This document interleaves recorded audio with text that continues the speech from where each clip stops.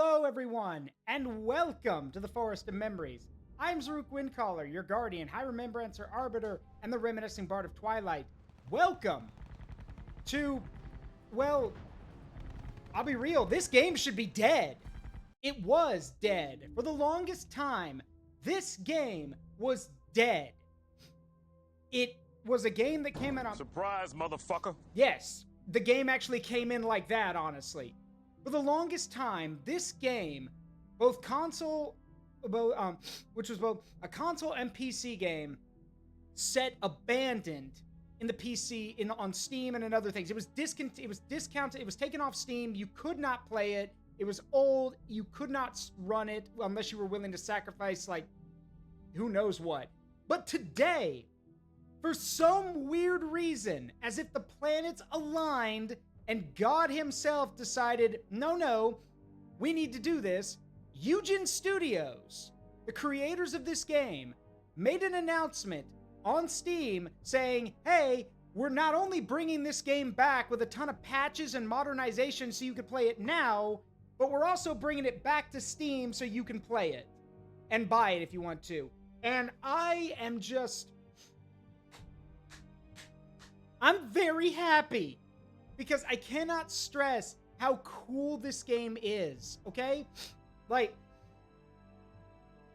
it is so cool that I actively, as soon as I saw that thing, I was like, fuck it, no Monster Hunter tonight, we're playing this.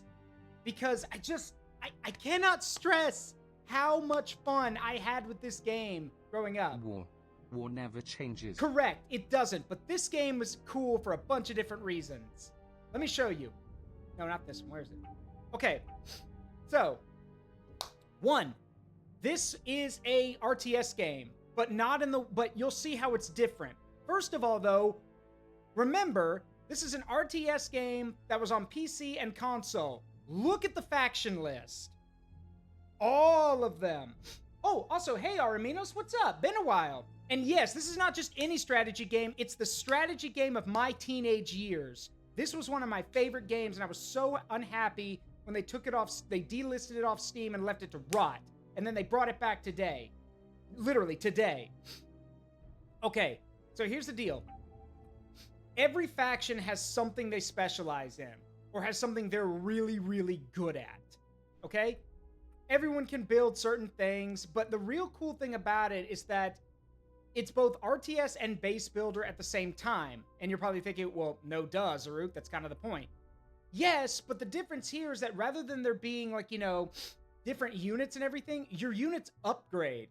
Case in point, the Americans start with the GI infantry unit, which can be upgraded to the Ranger unit, which is just a better infantry unit. They replace your GIs. And there's all kinds of stuff, from Bofors artillery to M16 anti-airs, M19 anti-airs. You'll also notice, if I can find the word for it in here, let's see. Where is it? Yes. There are units that are registered as advanced, meaning that they're souped up units, like there's the Pershing, and then there's the Super Pershing for the American units. But that's not what the Americans have going for them. No, the Americans specialize in air combat. The Americans have some of the best air units in the game. So you've got your airborne infantry, the P-40s, which become the P-51s. That's not a P-51, by the way. That's a P-40. That's not a P-51. Whatever. The Thunderbolts, of course. Mitchell Bombers, which can later become B-17s. But no. Let's look at the toys from the prototype section. So there's the Long Tom, which has the longest artillery range in the game, because it's 155 artillery. The Calliope rocket launcher tank, always cool to have. The Crocodile, which is the flamethrower vehicle, and you're probably thinking, okay, Zaruk, that's cool, but why is this in the prototype section? That's why. That's why. Because the American super unit is the T-95 super heavy tank. Yeah, the Tortoise. Now, while it's not in here, by the way, in certain game modes, the Americans also get access to the Long Tom nuclear artillery. Yes, you can drop nukes in this game. Yes, I've had it, Izzy. They re-released it today. If you go onto Steam right now and go to this game's webpage, Eugen Systems made a post saying they're bringing the game back after a bunch of patches and updates, and now people can buy it again. So yeah, I own this game legally. Just took forever for me to get it. Anyway, now as for the Germans, they have, you know, a little bit of everything, but let's be real, we know what the Germans are most known for. They're tanks. So, yeah, King Tiger's your advanced heavy tank. The Germans get a lot of prototype stuff, like they get, for example, they get jets, because of course they do, including the, where is it? Yeah, the Arado 234 Blitz, so they get the Lightning jet bomber. And then they also get things like the Puma, the Wirbelwind, the Moser, which is that big 210 millimeter artillery piece, the Wurfrahmen, which is the Nebelwerfer launcher, and then, oh right, that, which, fun fact, that's got the strongest armor in the game. The Mouse tank has the strongest armor in the game. It'll bounce most shells. Let's see, what other factions do we have in here? The British are here with a slightly lower, like, roster, but all of their units, if I recall, are faster. Their guys move faster than other units do. They get the Churchill heavy tank, you know, the Skink, which is that Canadian anti-air vehicle. It's a Sherman with like 4 20mm cannons. Now, here's where it gets funny. So the French specialize in defensive warfare.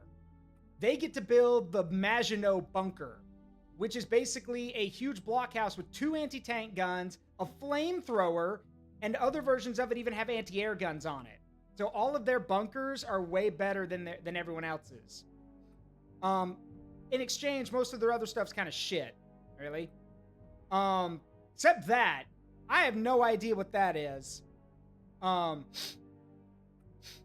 then I'm trying to think, what's their really cool prototype that they've got? Oh, right. So the EBR, if you're a World of Tanks player, that thing probably gives you nightmares. Because, yeah, it's in the game. The EBR is here. The ARL-40 is here, which I'd never even heard of before. And then, this monstrosity, the FCM F1, which is a literal... So it's got twin turrets on it. It's got a twin 40mm Bofors on it, and then a 90mm anti-tank gun. Because, why not?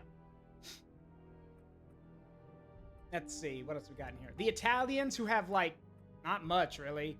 The Italians have, like, a lot of, like, I think their whole thing is, like, their, oh, yeah, they can produce light tanks from the barracks. I remember.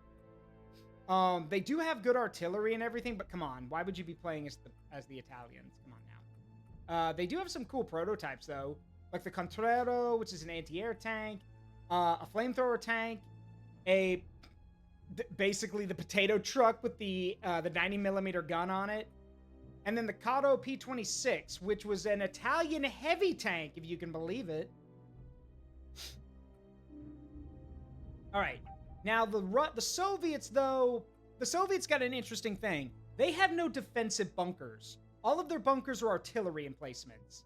So the Soviets are the Juggernaut faction. They are designed to designed to bulldoze your enemies with numbers.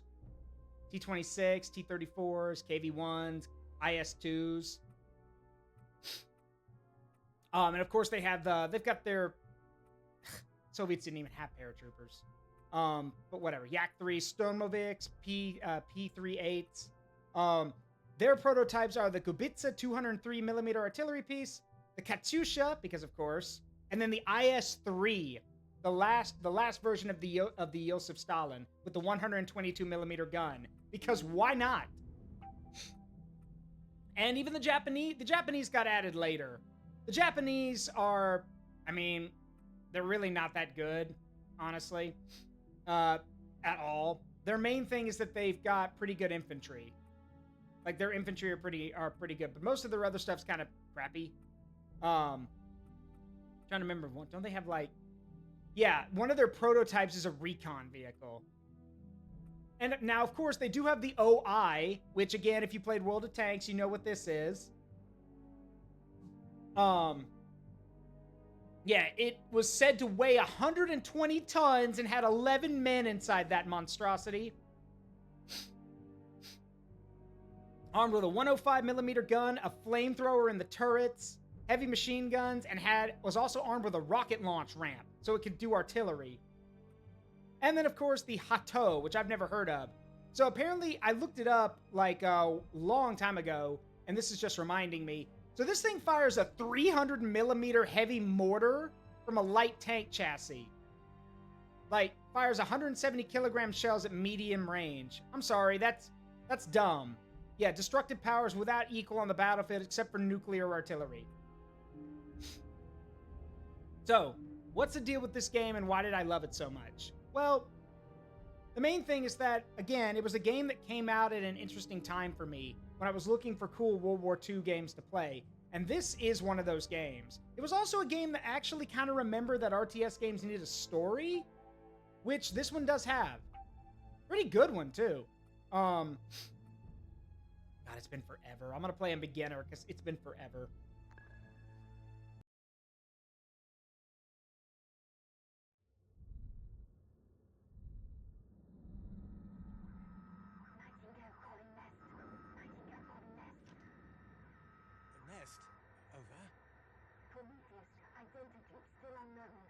Prometheus unknown. Over. The Germans have moved Admiral Canaris. He's no longer at Flossenberg camp. He's been taken to Colditz Castle. Canaris moved. Taken to Colditz Castle. Over. I bribed my way in. I may have been compromised. Could you repeat that? Over.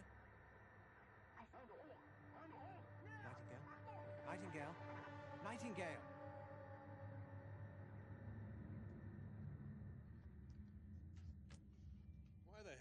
Cooling our heels here. I figured it was Sheridan running the show. We'd be in Berlin kissing the Frauleins by now. Because the general said so. You don't go second-guessing 3 stars. And what do you want? Give me 4. Yeah, but why here? I thought we were going to go meet the Ruskies at the Elbe. Rumor says there's a VIP we got to get out of the Nazi jail. Top brass figured if they want it done right and done fast, call Sheridan. You want to draw 4? Show me the ace. Come on, I got an ace. Give me 4. Show me a goddamn ace.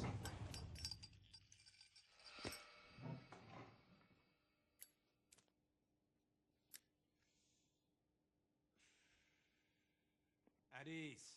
The rest of the army will move without us. We have a side mission. To penetrate the German lines at Leipzig and secure Colditz Castle yesterday. Speed is of the utmost importance. We cannot give her interrogators time to take certain measures. Is that clear? Yes, sir. Hey, Kowalski. I bet you didn't even have a face card. Ah, hell, General. I appreciate you doing this, Joe. We know she's here.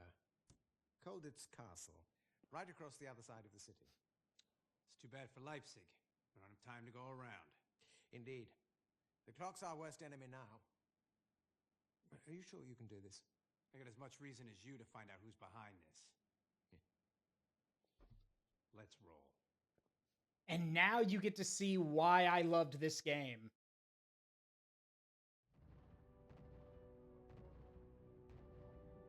Because it looks like a normal RTS map, right?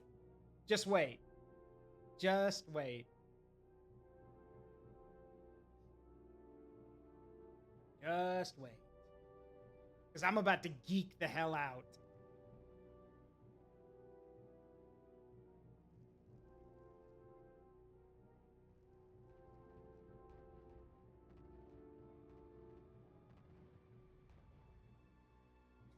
I'm so excited. I'm really excited.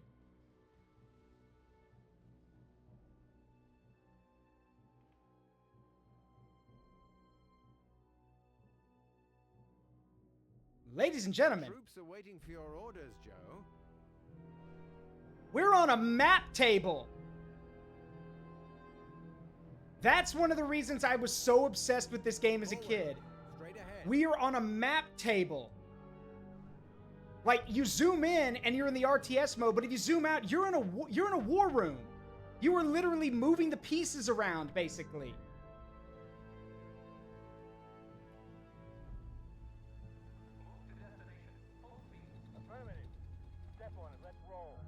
And we could see like the entire, and all of these units, like these designations are all legit. These were actual units back then.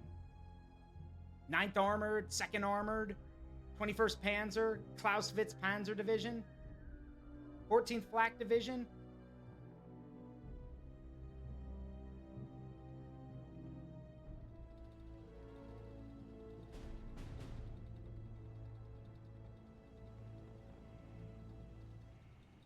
Sir, the Pershings are waiting for orders. Yes, sir. Ordering units to destiny. So there are secondary objectives too. General, you'll have to clear the south bank of the river for the light divisions.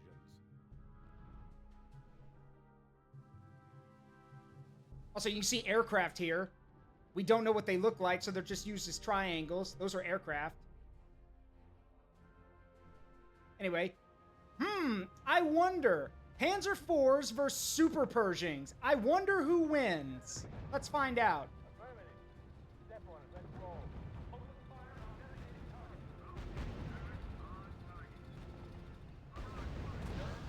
Surprise, motherfucker. Exactly. Get him, boys. Step on it. Let's roll. There go our planes. Sir, I should remind you that these Super Pershings are on loan. The High Command is going to want them back. All of them. Yep. So our bonus objective is to keep all the Super Pershings alive.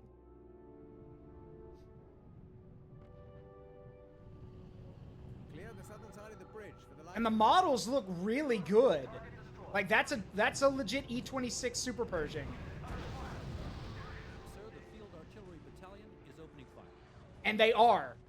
It shows the cutscene there, but we can zoom out and actually see them firing. And again, this is all on a map table. Like, we are actively seeing the whole battle, not just our sector, which is really, really, really cool. I'm sorry, I love this, okay? It's so cool.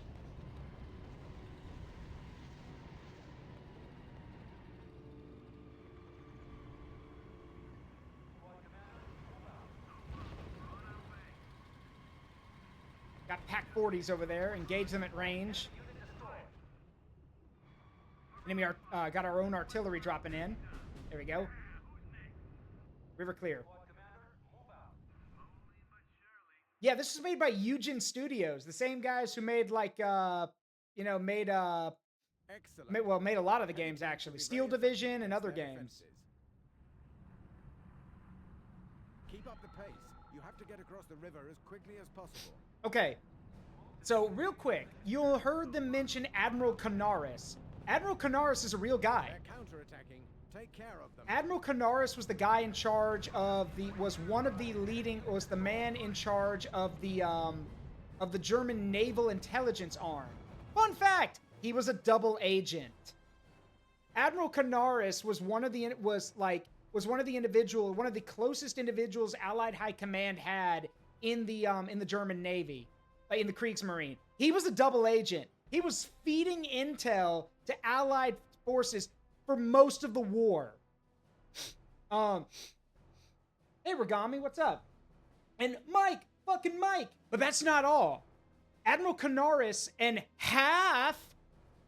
basically half of the German Kriegsmarine intelligence branch were turncoats and were working for the Allies the whole time. Not in name, but they would literally feed information secretly to the British and to the Americans, so German U-boats were caught by patrols or avoided or, missed convoys.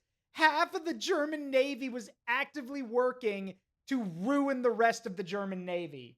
It is insanity. Oh, you finished it, Mike. I see it right there. That's cool. And it gets it now. Again, let me back up. You're probably wondering, okay, well, if Admiral Canaris is that, why is he in Colditz Castle? Oh, because the Germans figured out that he was a spy. They figured out Canaris was a turncoat and they had him executed near the end of the war. It's like the war was almost over, like it was 45 and they executed him. I mean, not that it mattered. It was pretty obvious, like it was way too late. Yes, there were many agents who convinced the Germans that Operation Overlord is going to be elsewhere. You're thinking of Garbo, who was like the who was like the main double agent. General. Oop, there go our parachute units. Look at that. Actively dropping paratroopers. Well done. Rush Colditz Castle. We'll take care of the rest. We have to hurry, General. Our agent in Colditz is the only one that knows what's going on. All right, there's the castle, so we just got to get there. But, as to be expected, there will be resistance. Normally in the game, small units are like infantry and light stuff. Big markers are armor, artillery, and stuff like that. There is an armored presence there. We'll have to be careful.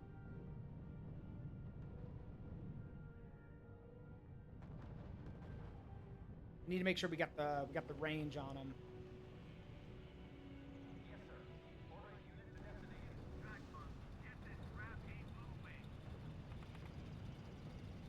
Oh, they're coming to us. Never mind. Get ready to shoot. Engage. Fire. General, Allied command has ordered the bombing of the city. Yep, and now there's bombers actually bombing Leipzig. Kind of, Danny Stars. It's actually a World War II RTS game, but we're on a war table. We're actually plotting the mission as it happens, like with on a strategy table. It's also one of my favorite games of all time, and they finally brought it back to Steam after over a decade. Bum bum bum bum. What is it good for?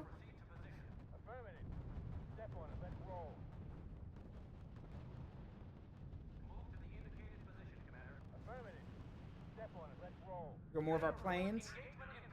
Second tank is 9th Armored Division with a 2nd Tank Brigade right there. Or battalion, probably. Don't know.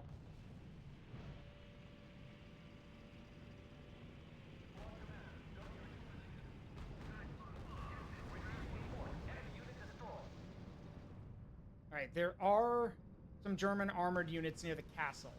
And I don't know what type they are. Hooah! I love hearing the radio calls from the units.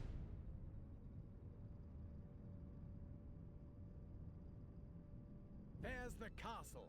Sir, we have reports of an enemy battalion of heavy tanks. Find them and destroy them. They're going to try to relieve Colditz. Oh, there's only one unit there. There they are. Heavy tanks spotted. Sir, heavy tanks incoming. Tiger tank. That's a King Tiger.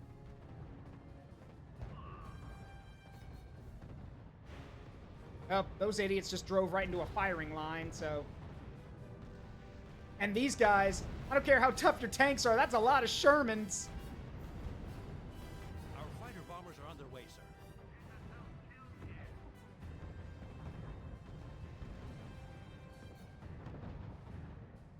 Sir, fighter bombers incoming. Friendlies. Move and engage. Yeah, here they come. Yeah, there they are. P-47s. There we go. Easy.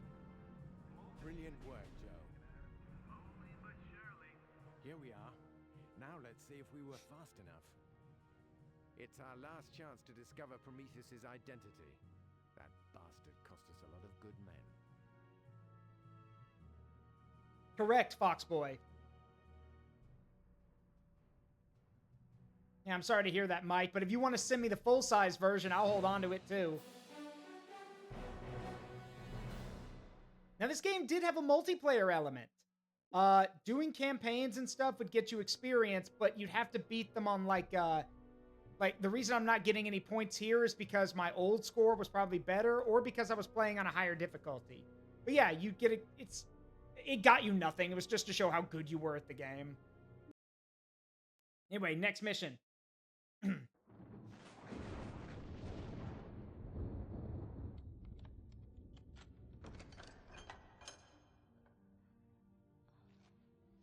God. Andrew, I was afraid the next friendly face I saw would have wings and a harp. Who's the fellow with all the stars? Joe Sheridan, U.S. Army. Very pleased to meet you, General. But I've bad news, Andrew. They killed Canaris. Damn. I spoke with him first, but he was in bad shape. I couldn't get Prometheus's identity, but I do know where he is. Where? Torgau. Prometheus has some sort of unfinished business there. I don't give a damn where he is. I'll follow him to hell if I have to. A lot of boys went home in pine boxes, all because of Prometheus. Ever since way back in Tunisia. Kasserine. Such a good transition. It's really well done. Welcome to Kasserine, North Africa.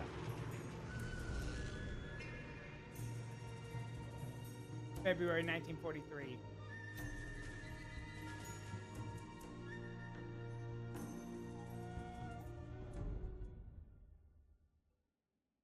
In Bizerte, Tunisia.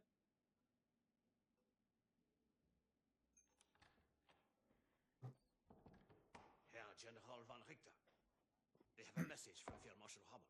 He greatly appreciated your part in the offensive and wishes to promote you to Corps Command. Congratulations, Mynheer. What for? We had all the details of their strength and positions. A child could have done it.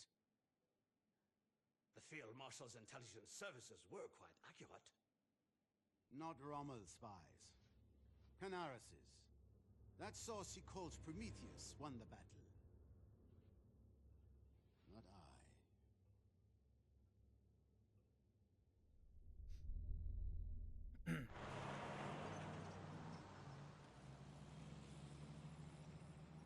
Get the wounded out of the sun and check the dead. There's NRs for water and ammo.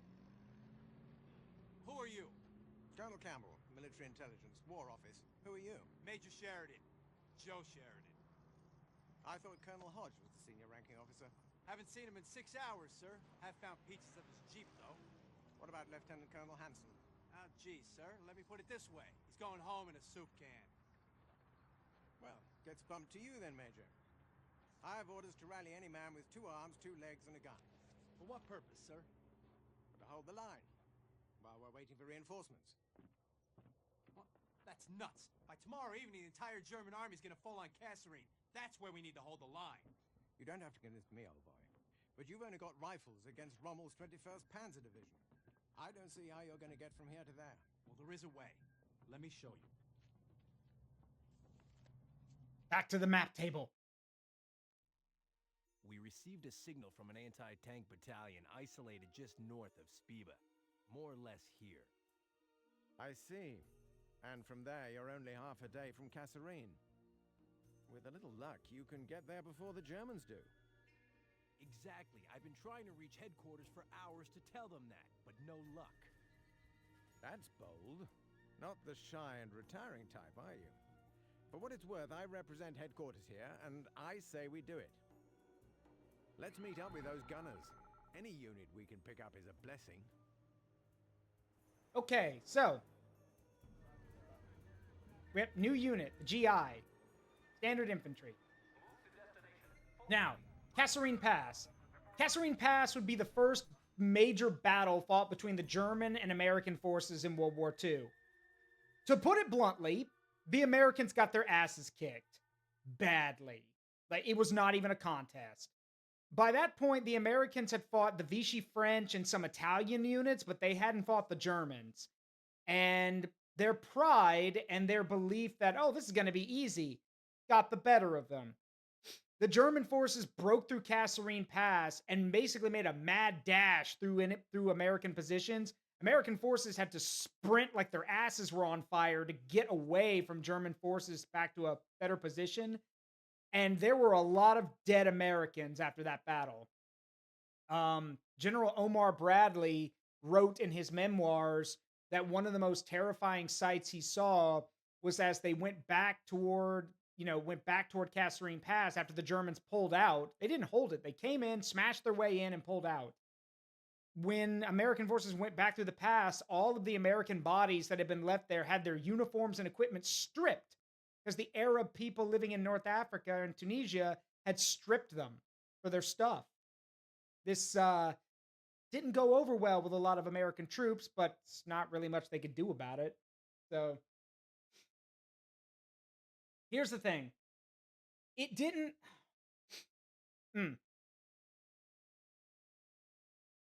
What a lot of people fail to understand or don't know is that it didn't matter how often Rommel won in North Africa, he was never going to get the supplies and the resources he needed. Every battle Rommel fought had to be a masterstroke or had to be expertly done, because every battle he fought, he was losing supplies and he wasn't going to get them back. In the end, Rommel won more battles than he lost, but his losses were always costly because he ended up losing so many supplies in these failed battles. And to his credit, though, for a lot of them, he was sick. The man was sick as a dog in being in the desert, but he refused to hand over command because the problem was, just like in real life, turns out that the guys around and beneath him all wanted his job. And he also couldn't coordinate very well. The Italian soldiers refused to take orders from Rommel or the German officers. And then when the Italians started getting their asses kicked and begged to the Germans for help, it was like, okay, but you need to take orders from us. No, we're not going to take orders from you. Just come help us.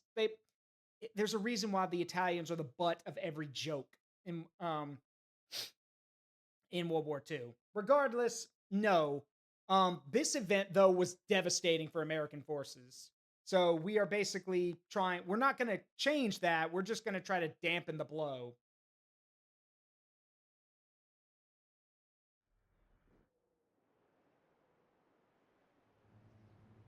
So here's a cool thing. Infantry units will, like it says, infantry units, if they're not in combat, will actively seek out roads. Sir, there's a lot of because that's faster. ahead. We want to get all of our guys together before we move. Step 2, 3, 4.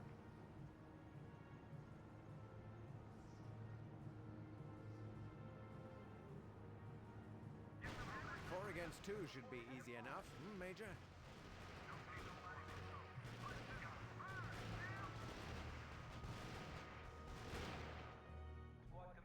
Move out. Bravo! But the men still have a hard road ahead. Incoming! They reacted quickly. The enemy is massing in front of Spieber. Head to the new position, man. Hurry, before they outnumber us. I mean, they're not. Enemy patrols. Hit them while they're spread out. They're not going to outnumber us, but we do need to get the drop on them.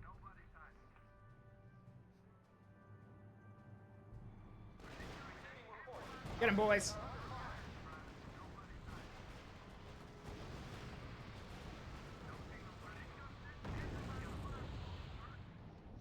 All right, get in position. They're coming down the road. We want to be out of the trucks and ready to engage when they cross into our range. Like, now. Yeah, right about now.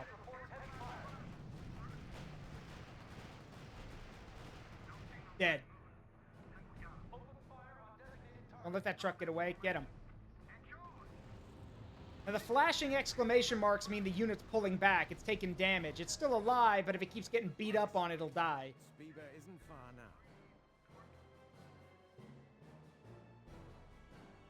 Here's the table, by the way.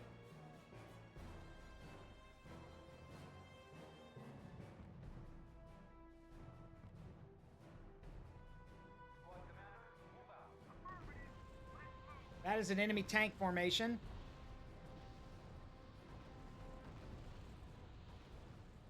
Where's the anti-tank force? What's going on? Major, 2 enemy tanks approaching. Hands are 3s. Good Lord, Sheridan, they'll cut us to pieces. Sir, the anti-tank regiment has just made contact. They're engaging the enemy armor. Lucky. That was a close one. Just like I said. Don't count your chickens yet, Major. It's about to get interesting. What is it now? A battle group of the 21st Panzer Division beat us to Spetla, and the rest of the division will be following shortly. As far as we know, it has both infantry and armor components.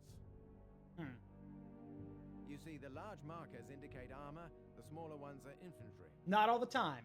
Got it. Not all the The time. 1st Armored's advance guard will be approaching our left flank.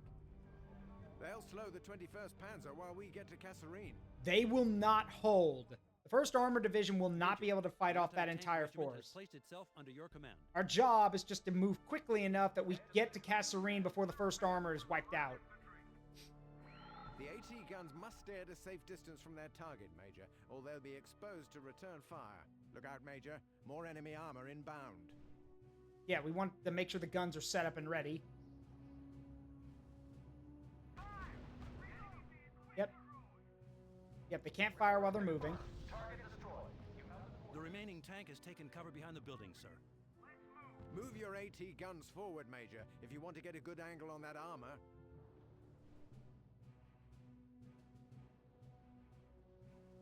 Remember, only the AT guns can take out the tanks, and the best thing against the enemy infantry is our own. We want to get into a position where the AT guns can hit the tank. I'm hoping we can get the tank to move into our range.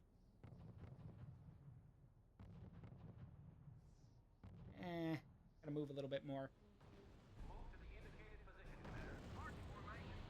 Step 2, 3, 4. All right. Let the anti-tank guns take care of that. Got it. Nice. Move. So far, so good, Major. But the clock is ticking. We have to clear Spitler in order to reach Kasserine. Now, here comes the 1st Armored. Yeah, 1st Armored Division with their They'll buy us some time Stuarts to reach Kasserine, and their Major. Grants, Don't or waste it. M3 Lees. We need to move quickly. Damn. They've occupied the town. The anti-tank guns will have a hard time getting an angle on that armor. Unless the armor comes out from the town. Oh, well. Almost. Unit reports heavy fire.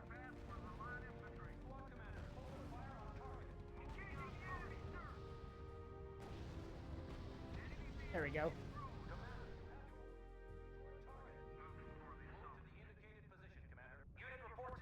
Now we send our infantry after theirs.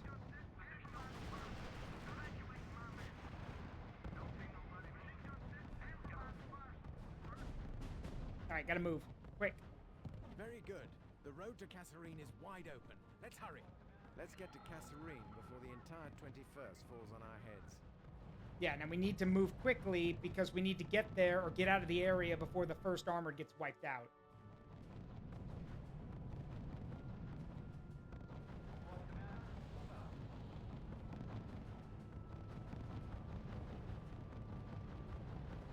There are still a few tanks in the way, sir. Yeah, I know. Infantry units are vulnerable to tanks. Duh. The 1st Armored can't hold out, Major. We must get to Kasserine before the Germans break through their lines. Yep, reach Kasserine in less than 3 minutes. Gotta keep going. Move quick.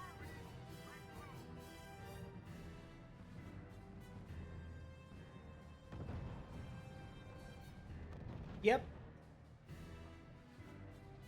So yeah, 21st Panzer Division, Corzala, the Arrietty Division, the Arrietty, however you say it, division is right there.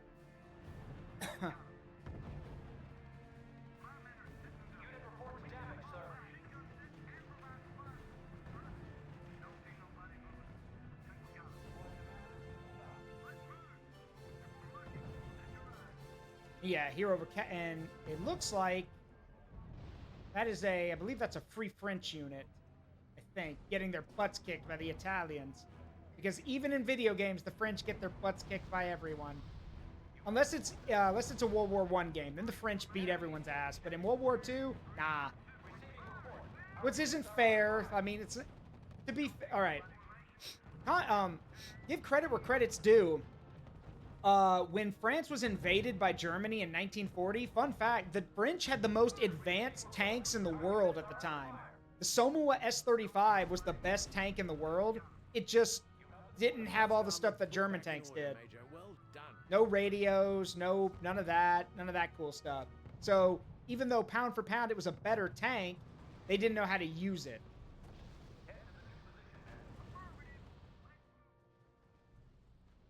Excellent, Major. Kasserine is ours.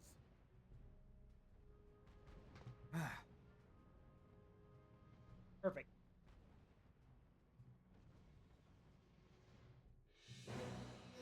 Bum, bum, bum, ba, ba, dum. All right, so we got all of our units there, which is good. Next.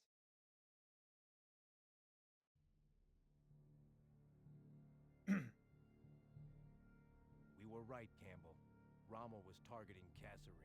Worse than that. He's mobilized armor from the Italian R.U.S.E division. Look at the layout of the city. There are 4 points of entry. That means 4 points to defend.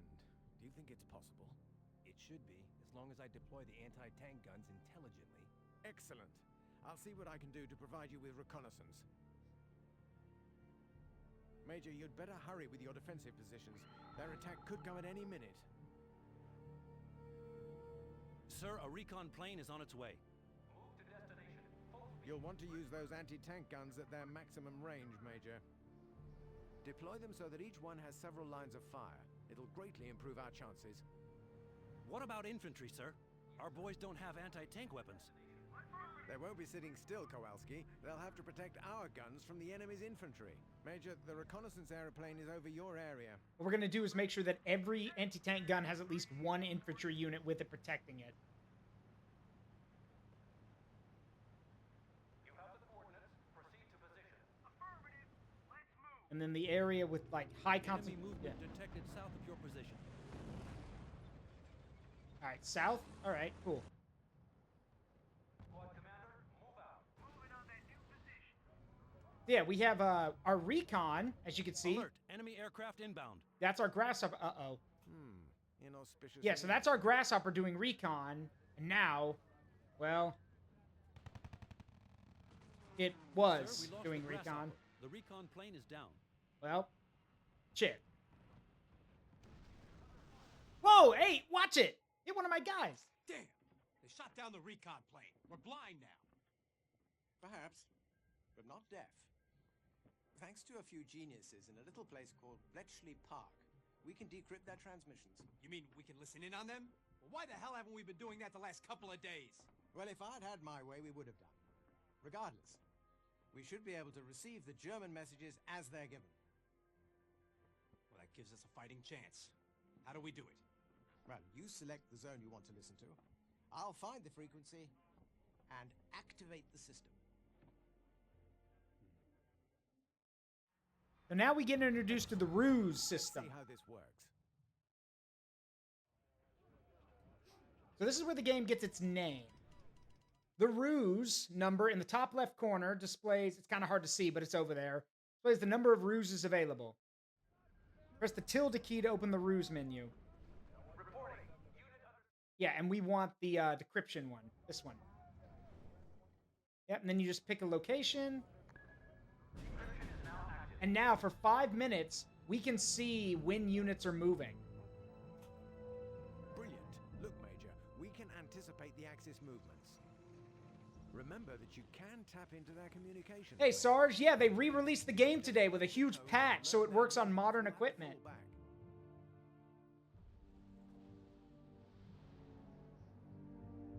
Attention, Major.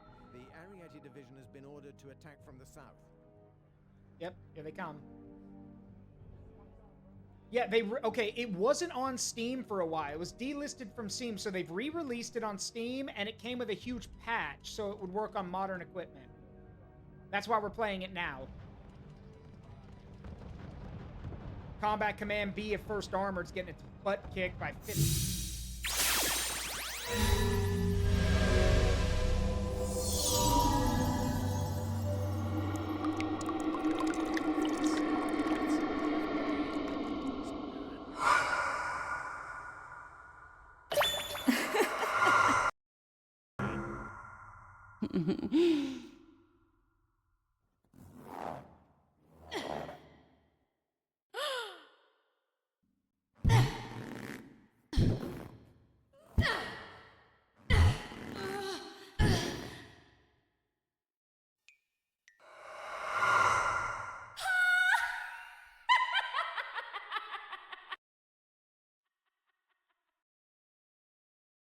There you go. There she is. Y'all enjoy.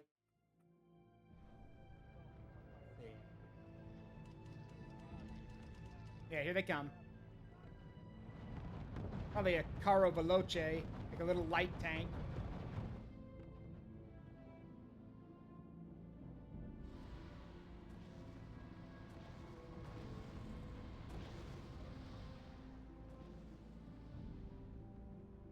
Yep. Yeah, it's a Caro M11. Our AT guns are And all it's that dead. stand between us and those tanks. Try to keep them in one piece, Yeah, it's a light tank. No big deal. Ain't no thing. What is she exact? Okay, lore time for those who don't know. Zara Stormcaller. Sorry, Stormbreaker. Zara Stormbreaker is the counterpart to Zaruk Windcaller. Zara is Zaruk's archenemy, whereas Zaruk is charming, helpful, and, you know, a master of magic. Zara is conniving, malicious, self-centered, and focuses more on physical ability than magical ability. Zaruk wants to help people.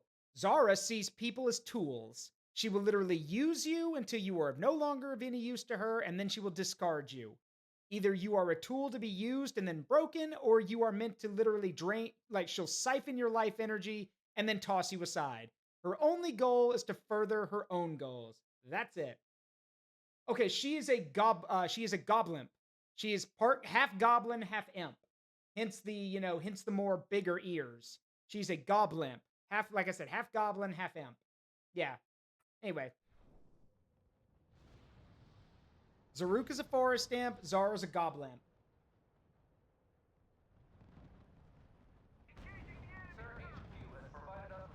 Hit him again.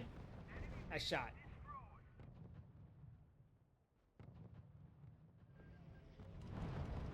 They will be attacking from the west, sir. Of course. Hence why I moved the infantry over here.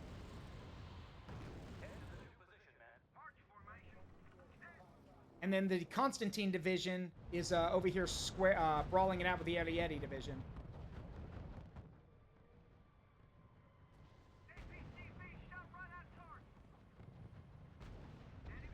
One down.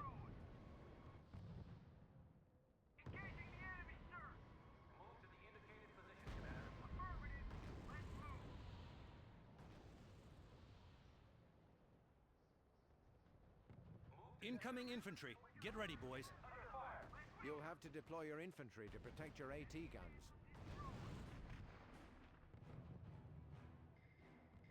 Yeah, this is going to be very mobile defense. We're going to be moving our guys around a lot.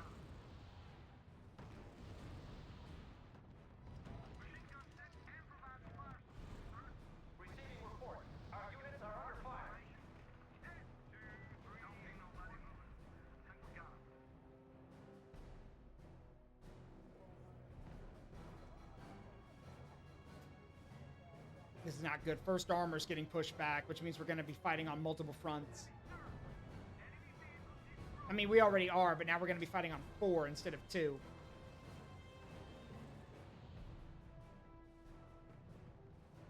So we keep having mortars lobbed at us. Doesn't make it any better.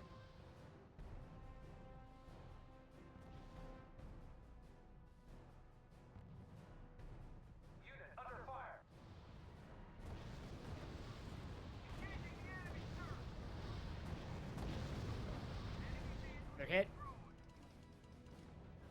And here's the thing, anti-tank guns will last you well into the late game because anti-tank guns can be set up in like forests and in ambush spots. And if a unit gets ambushed, it takes double or triple damage. So even if it's a light anti-tank gun, it's still gonna mess up a tank because they explain it as the anti-tank gun gets a shot off at a very exposed area because it's an ambush. And again, even if it's a light anti-tank gun, if it hits the treads or hits the wheels of a tank, it's still going to disable the tank. So, you know, if it works, it works. All right, we're going to need this to come back online. Italian armored units moving in from the east. Yep, here they come. You'll have to maintain a defensive position, Major. They'll cut us to pieces out in the open. Yes, by the way, if you get the game now, everyone, the DLCs for this game are free. They're giving the DLCs away for free with the re-release of the game. I get Lady Dimitrescu vibes from Zara. Yeah, except Zara's a lot more. I get what you mean, but they're very different.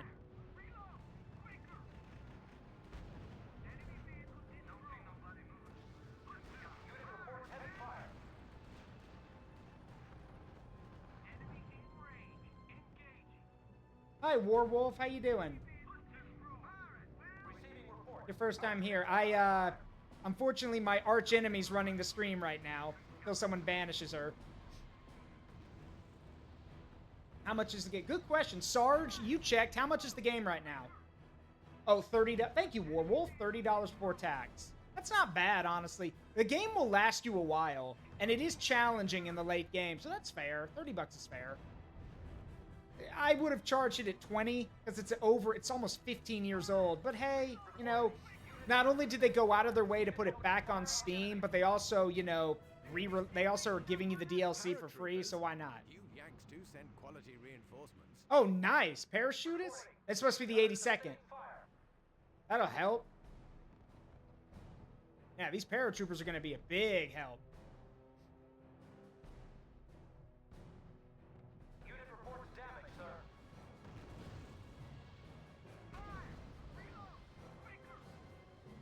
Careful, sir. They're sending infantry and armor this time.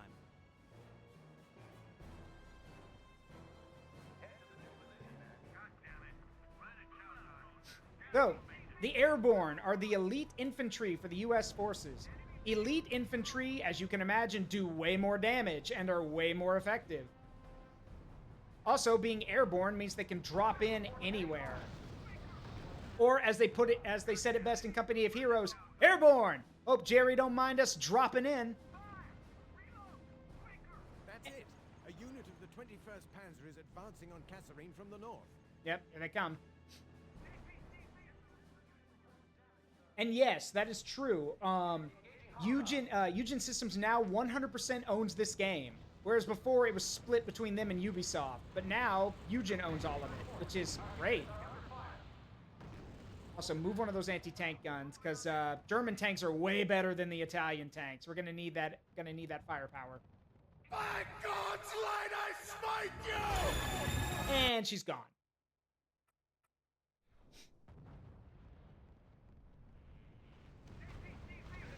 And before anyone asks, why is it more expensive to get rid of her than summon her? It's because a lot of people like seeing Zara. So, and people don't like it when she gets summoned and then gets banished away. So it costs more to get rid of her. So far, none of their assaults have got through. Plus, I also rationalize it as she's more powerful every time she shows up. So of course it's more difficult to get rid of her.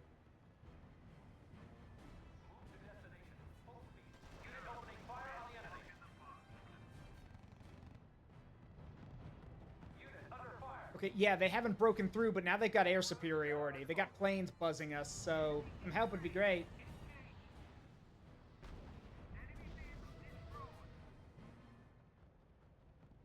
I mean, Ragami, you can draw. I know some people who would draw that. Ragami, message me, send me a DM over Discord. I'll link you to some people who can draw that. I know some people. I'll link you to the person who not only drew her design, but who drew that PNG. I'll also link you to someone I know could do that. I know what you're thinking, Mike. It's not you. You're busy. You're super busy right now. I'm not going to put more work on your plate.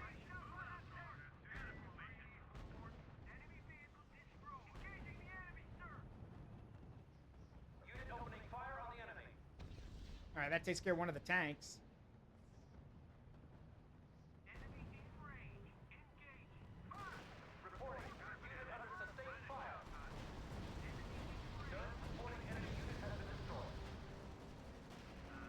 There we go.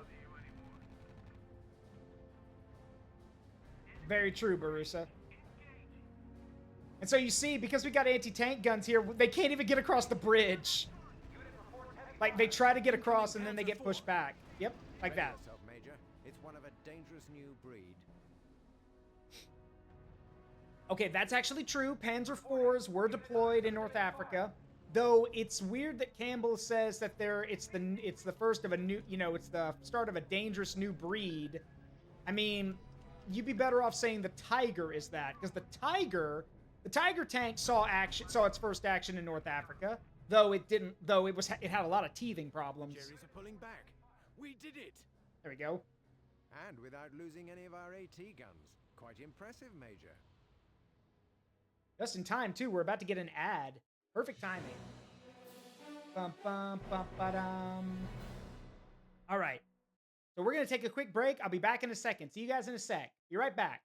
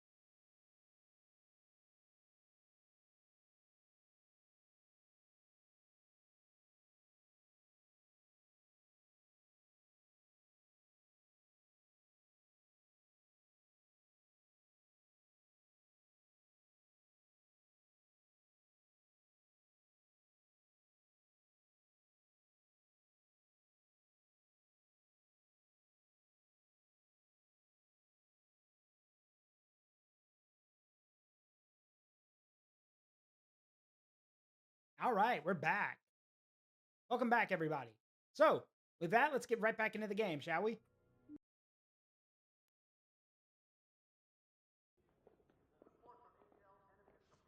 Colonel Campbell, I wasn't sure I'd ever see you again. Believe me, sir, I'm as happy as you are. May I present Major Sheridan? Bigger. Hey, Aleph. Very well done at Catherine Sheridan. I just wish I could have been there to handle things myself. It's lucky I saw the opportunity and sent Colonel Campbell to help you out. Sir? The important thing is that we stop them. This is Rommel's. And hey, Jarrett. Now it's time to roll them back. Are you ready to help, Major? Hell yes, sir. Just one thing, General. Given Sheridan's role in the future, The World War II RTS game, Jarrett. Is not appropriate. Of course. Lieutenant Colonel Sheridan, congratulations on your promotion. You got the attitude and the talent that we need to finish this war. I'll have them do the paperwork immediately. Sir, yes, sir. I'm looking forward to doing more of the same, sir.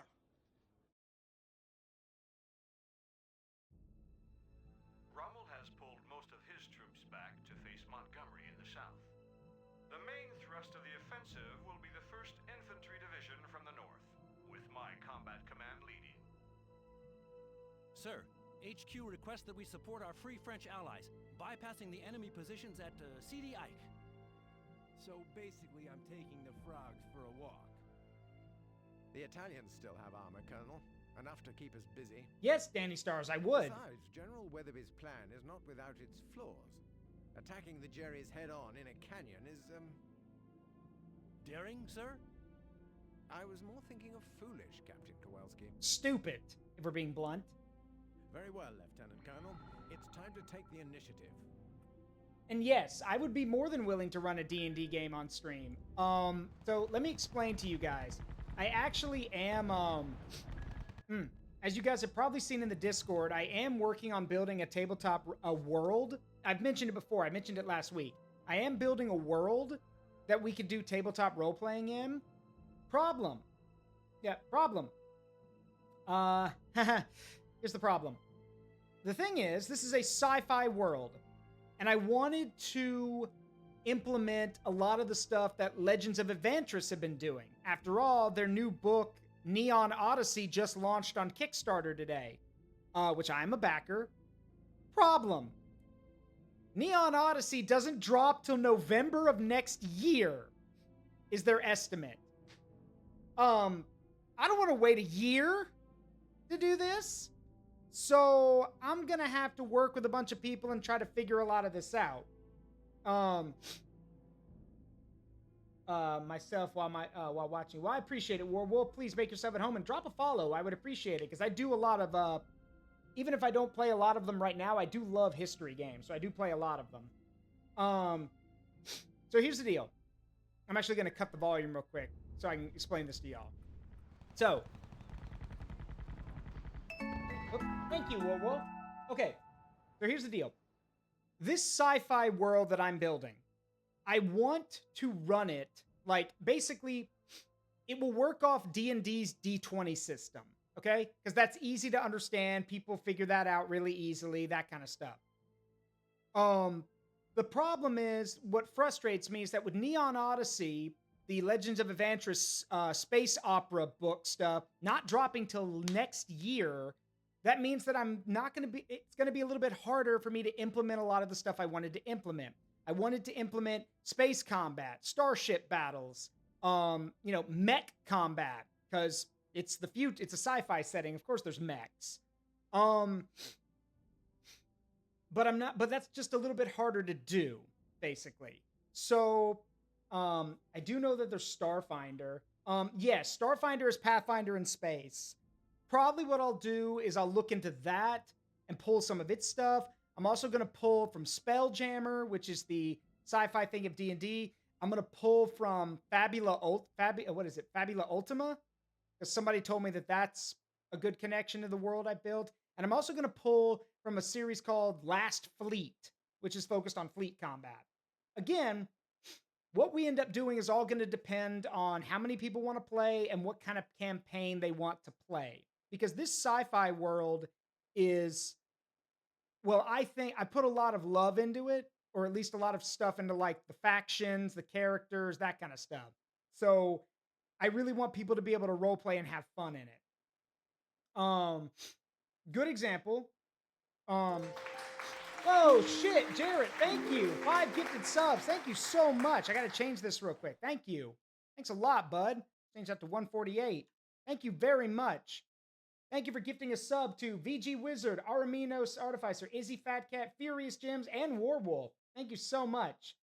Okay, so here's the thing I want to do with this world I'm building. A little bit of context first.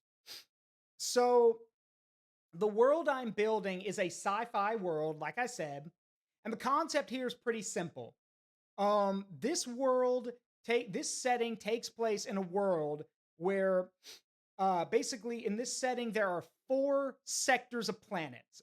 And by sector, I basically mean there's a bunch of planets around one star, and then you have to jump to another sector where there's more planets around a star. There are 4 sectors, and there's about 15 to 16 planets.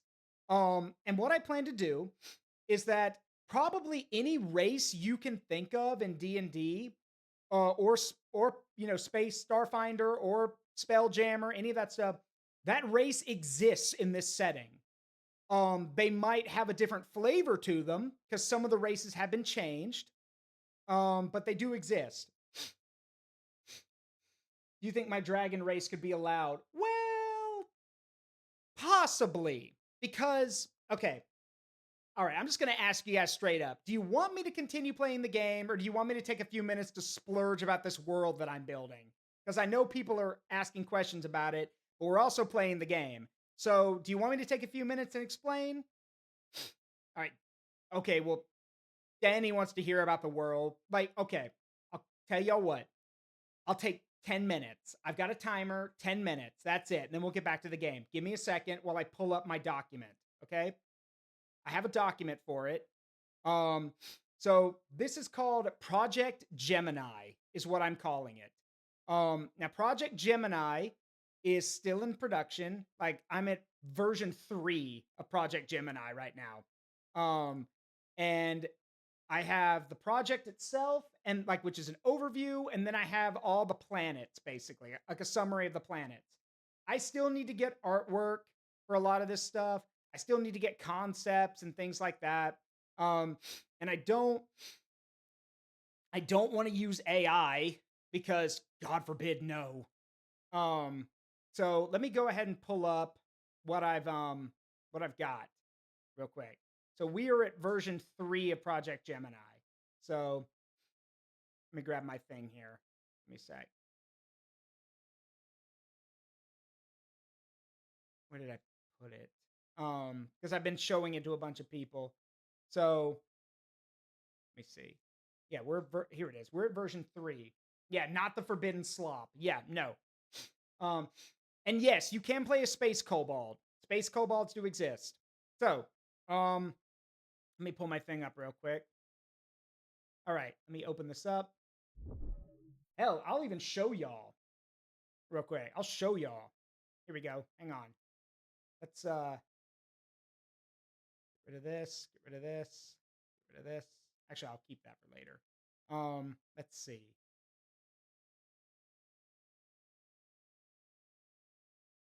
Don't know if I can really show. Well, actually, maybe I can. Hang on. All right. So I've got my document here that I'm going to open up and read, basically. Let's see. Yeah. Open this up. Oops. Oh, well, there it is. Okay. So there are multiple planets in this setting. Got any you contact? What do you mean? Got any you contact? Okay, let me give some context real quick. Let me actually, because this world does have a timeline. This setting does have a timeline. Again, everything is subject to change. Are you part of it? No, I am not. I am not. I have no part in this. Anyway, let me go ahead and open the timeline here. Give me a second. Whoops. Probably shouldn't have done that.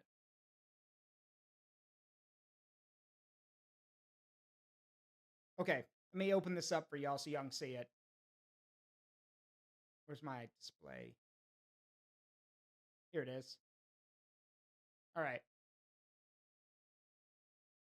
Yeah, there we go. Okay, so here's how it works. The universe is it not? Not showing my thing. That's weird. I'm wondering why it's not showing my. Okay, screw it. Whatever. Yeah, I'll just read it. So here's the deal. This world is split into two timelines. Its timeline is split into 2 points. Before humanity's arrival and after humanity's arrival. So there's BHA for before human arrival and AHA after human arrival. So basically, for the timeline starts 8,000 years before humanity's arrival. There's but then as we jump forward a bit, things get interesting when humans show up. So we'll jump forward to that. So on the timeline, at 0 AHA, humanity's arrival and the first pack event. A Terran colony fleet crash lands on the planet of Vectarn and is forced into a desperate alliance with the native wolf-like Volkar to survive an invasion by the Torrigan Ash cults. This pact forges the first multi-species pact, and the Volkar join the now nomadic Terran Expeditionary Command, the TEC. 50 years later, the TEC will continue to form alliances and negotiations with the other races of this galaxy, basically. And then, in 160 AHA, so 160 years after humanity comes to this setting, the Terran Expeditionary Command Constitution is written. The leaders of the Terran, Volkar, Peligari, and Vtuber draft and ratify the TEC Constitution. This dissolves old divisions of species, and all citizens of the TEC now proudly identify as human, representing a shared ideal. So, in this setting, greater humanity is Terrans, like us, the Volkar, who are lichens, like wolf people, the Peligari, who are an aquatic race, think like the Mon Calamari and the other fish people from Star Wars, and the Vtuber, who are a chameleon, or like a chameleon plant race. Those four are humanity, basically. So if you're playing as, the human species, you get to pick from any of those four. And those four categories cover a broad thing for the setting. So you can be a beast folk and be a Volkar. You can be like a fish person and be a Peligari, basically. These are meant to cover some aspects, basically. But I know what y'all want to hear about. Y'all want to hear about the dragons. So here's the confusing thing. There are and there aren't dragons in the setting. Now, there are legends about full-blooded dragons, but those are rare. Those are legends. No, the actual dragons of the setting are called the Kalari. The Kalari are basically the Dragonborn of this setting, okay, like from D&D. However, the Kalari are different because the Kalari, their planet, which is called Kalen Goliath, it is a super world, meaning it's like 3 times the size of Earth, basically. The Kalari, their planet has extremely high gravity on it. We're talking bone-breaking levels of gravity. And the Kalari have evolved to survive on this planet. So these Dragonborn or Draconic people are, just to give you an idea, are 9 feet tall, over 800 pounds, because they have to be, because of how dense their bodies are, and they are the premier warrior culture of this setting. They are literally capable of ripping tanks open with their bare claws. They are that strong. And they were the first outside race to form an alliance with humanity, because the leader of the Kalari, actually respects the fuck out of humanity, like as a combined group. Their leader in question is High Primus Vrakos, the Iron Sovereign. Dude's 10 feet tall, is covered in black obsidian-like scale with magma-like veins going through him, and he is literally probably in my opinion, the coolest dude in the setting that I've made. He's super cool. I love how I created him. So there's that. I'm just going to go through some of the races I've got in this world. So we've got, the Terran Expedition, which you might be thinking, oh, so what, is humanity led by a human? No, not anymore. It was. Then he fucking died. No, the current leader of the TEC, and therefore the current leader of all of humanity, is Grand Overseer Kalen. She's a Volkar matriarch. So a wolf woman leads humanity at this point. And she is, I love how I created her. She's a bad bitch. She is 9 feet tall, built like a soldier, and she lost her arm in the event that killed the former commander of humanity, who got killed in the artillery barrage. She lost her arm digging his corpse out of the bunker that collapsed with them in it.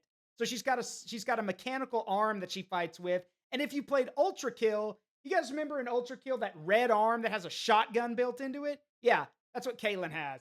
It's a pneumatic servo arm with a shotgun loaded into it. She's amazing. I love how I created her. So yeah, so there's normal humans, the Volcar, Iron Hounds, which are the wolf people, the Veloci, the Pelagari. Then we've got the Sothian Consortium. They are elves would be the best comparison, and they run the market. Everything. They're merchants. They run everything. They run the markets. They run the banks. They run the trade lanes. They run everything. If you want to do trade, you go through the consortium. And before anyone says, oh God, capitalists. No, they think capitalism is stupid. They prefer fair trade. So then we've got the Vardok Subjugators. These guys are, think, trolls from Shadowrun. These guys were prison guards on a penal world. And when the systems on the penal world failed, these guys had to fight against the prisoners when they revolted. And because of that, these dudes are clad head to toe in heavy armor. And they're almost like RoboCops. They have cybernetics done to them, and they believe in one thing and one thing only: the law. Basically, combine RoboCop and Judge Dredd. That's what these subjugators are. And they go around, they don't discriminate. If you're breaking the law or going against what they believe, they're going to suppress you. Yeah, I am the law. So yes, so then we've got the Orin Harvesters, which are plant people. They're pacifists. They're bioluminescent. They are the breadbasket for the whole setting. Like their whole planet's basically a huge farm. What are the dwarf equivalents? Well, I'm glad you asked. That would be the Volgren Bastion on the planet of Makrir. The Dwarven faction are essentially stout, humanoid, augmented individuals who literally plug themselves into their vehicles for combat. Their leader is a man named Siege Marshal Crom. He is a heavily augmented tank commander, permanently neural wired into the command chair of his super heavy crawler. And he views infantry as meat shields, basically. That's it. He believes in heavy artillery and armor. He doesn't believe in infantry. He believes infantry are a joke. Let's see. We have the Zatari constructs, who are insectoids. Think the Thrycreen from Spelljammer if you play D&D. Or think like mantis people, ant people, insectoids. Their leader is a being called Ziktok, who is literally a massive Zatari who is literally merged with the bedrock of their planet. Their planet is literally basically like a forge world from Warhammer. It is covered in industry. It is covered in factories. And Ziktok is merged with every single one of those factories. She's literally the heart of the world, basically. So then we got the Torrigan Ash cults, who are berserkers who literally inhale hallucinogenic volcanic fumes. They're crazy. They're slavers and raiders, because of course they are. Let's see. There's the Aurelians, who are these. Basically, if you want a good example, they're basically like realistic angels. Like, they are a floating mass of weeping tentacles and lidless eyes, and they look absolutely horrifying, but they're actually the nicest people in the setting. They're diplomats, negotiators. They're really kind and caring. And their leader literally wears grandpa glasses and a shawl, and literally speaks with the personality of, as I put it, a fussy, exceedingly polite, and pacifistic granddad. So that's them. There's the Airborn, who are basically take the Rito from Breath of the Wild and everything, and make them cybernetic. They are the masters of void. So Bilbo Baggins. Yeah, basically. So yeah, the Airborn, who are like cybernetic Rito, like bird folk. They are, masters of void combat and air combat. They've never been beaten in that. There's the Nikton Deep Guilds, who are masters of subterranean, like they're miners and subterranean experts. They have no eyes. They're literally people who literally escaped a penal world and have lived underground for so long that they have no eyes anymore. They literally communicate through vibrations and through words rather than, that's the only way they can communicate. They don't have eyes anymore. Not mole people, more like bat people, because they work through frequencies. And then, of course, the Kalari, who I've mentioned. There's the Ursari timber clans, who are like big cyborg bears who live on a planet covered in trees, and they're all lumberjacks, and they cut down the trees because they're used everywhere in the galaxy. There's the Tartarans, who are like heavily mutated. Think of them like ogres. They're heavily mutated. They're addicted to drugs, and they're only out for one thing and one thing only: killing people. They don't do anything else. And then finally, my personal favorite faction that I've written for, the Virentox guilds. They are a reptilian species. They are covered in scales of like emerald green, toxic purple, bioluminescent blue. They are they're serpentine and Naga people. Their home planet is a jungle that everyone calls Green Hell, because everything in there will either kill you, or it can be converted to some kind of medicine or some kind of stimulant. And their leader is a woman named Vess. And she is she's a doctor and a scientist who runs these guilds.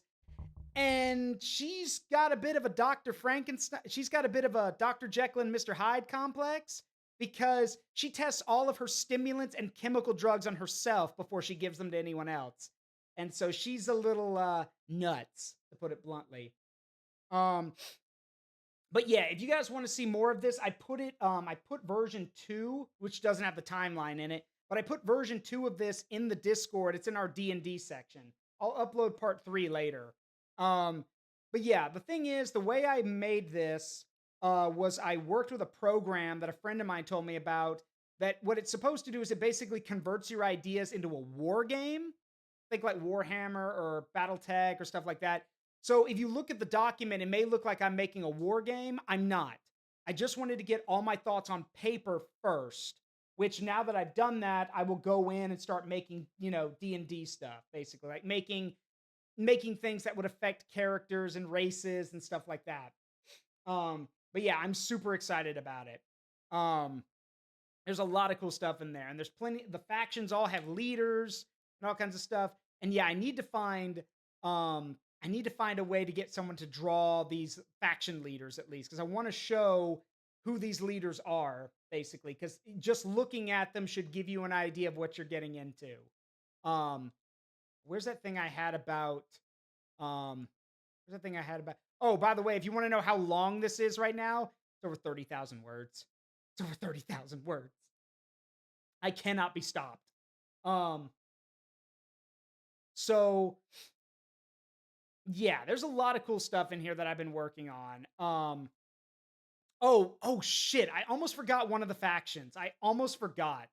I forgot about the chivalric orders of Silstrax. Okay, context. The last group in this setting are, for lack of a better, they are humanoid, but they've changed a lot. Because basically their planet at one point was the premier planet of the whole setting, okay? And then a civil war broke out.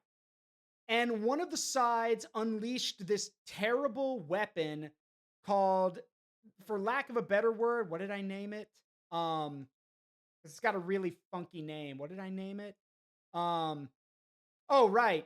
The silicon rot, basically. So this bioorganic virus was released on this planet between these two warring factions, and every bit of advanced technology was destroyed. This virus destroyed all advanced technology. The planet's infrastructure collapsed. All of its orbital dockyards fell back to the planet. So the planet's been in a dark age for thousands of years, basically. And the only people there now are the Beast Lords. These are men and women who ride, brace yourselves, who ride their genetically engineered Dracosaurians. So these are dragon dinosaurs. They're just dinosaurs, for lack of a better word, but they have dragon aspects to them. And only the most powerful people get to ride these things. They were used thousands of years ago, they were used for manual labor. But then when everything collapsed, they ran out into the wild and started multiplying. So now they're everywhere. So, Danny, you mentioned what about your race? Honestly, if they were going to exist, they'd probably be Dracosaurian. Like just a very rare Dracosaurian race. Maybe a Dracosaurian ate a piece of a meteorite and turned into a star version. I don't know. Something could work there. The point is that these guys live in a feudal society. They fight with like early industrial revolution weapons and stuff like that. And when Grand Overseer Kalen, the leader of humanity, went to go talk to them and try to figure things out, they tried to attack her. And she basically, with her shotgun gauntlet of an arm, punched the leader's Dracosaurian in the face, stunning it, and then roared into its ear so loud that it made this dinosaur basically get over into a fetal position because it was scared. And then she basically told the guy, I don't give a shit who you are and what you're here for. I literally, you're going to do what I say, and I came to talk. And this dude was like, I don't give a shit where you're from or what hell spit you out. The fact that you just did that to a Dracosaurian, we're drinking and celebrating because no warrior's ever done that before. So, yeah, I'm very excited about the world I'm building. And no, Izzy, I'm talking about my tabletop role-playing game world that I built. Point is, if you guys want to know more, I put the document in the Discord. It's in the D&D chat. I will post it. I'll make a post later after stream with the updated version so you guys can check it out. I'll also put in the planet list so you guys can see the planets, some summaries about them, that kind of stuff. So yeah, that took a lot longer than it should have. So anyway, back to R.U.S.E. I apologize. You guys wanted to know, and now you know. I've got a lot to do. So, but I'm very happy about it. And I'm taking advice and ideas. If there's something you guys want to see, let me know. All right, back to it. These Stuarts aren't the sturdiest tanks, but they compensate by being fast. I mean, the light tank. Kind of the point. Move to destination. Full speed. Drive, buddy. Drive where expected. Drive, buddy. Drive like we're expected. And yeah, they are zooming. Good for scouting and good for light reconnaissance scouting and good for harassing.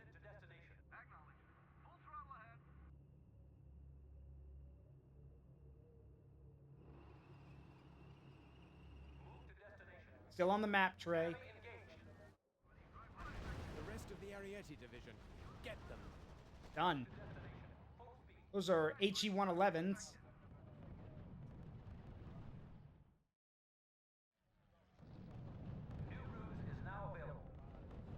Yeah, probably should have put up more AA guns. Oh, well, no, that turned out all right. Now, in this game, tanks can fire... Light tank, dead ahead. 4 against 1 should be child's play. Now, tanks can fire on the move, but it's better to set up and let your enemy come to you. If you attack while you're not moving, your accuracy's better.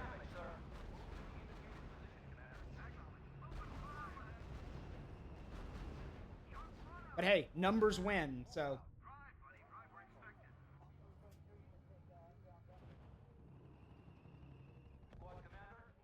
Also, it looks like the French are getting their asses kicked by that flamethrower tank. Tank straight ahead, sir.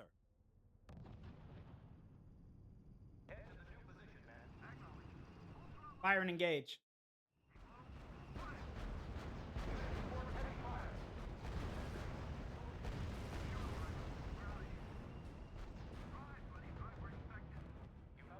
Close. Yeah, the detail of the tanks jostling when they move or get hit, yeah, is a really good detail. And yeah, the French are getting burned alive. We have a German medium tank straight ahead. You guys want to send your tanks in and save your infantry? No? Okay. Well. Yeah, there's a medium tank blocking the path. Now, normally, a medium tank is going to beat the crap out of a light tank. But we do have 4 light tanks, so that will give us a slight advantage. It'd be nice if they'd let me control these Lees. These are medium tanks. But, oh well. No, Army Men RTS was more focused on base building. This is not. I mean, there is base building, but that comes later. Army Men RTS is fun, though. A Panzer IV. That's a hard target, Lieutenant Colonel. Concentrate your fire on it. Alright, back up.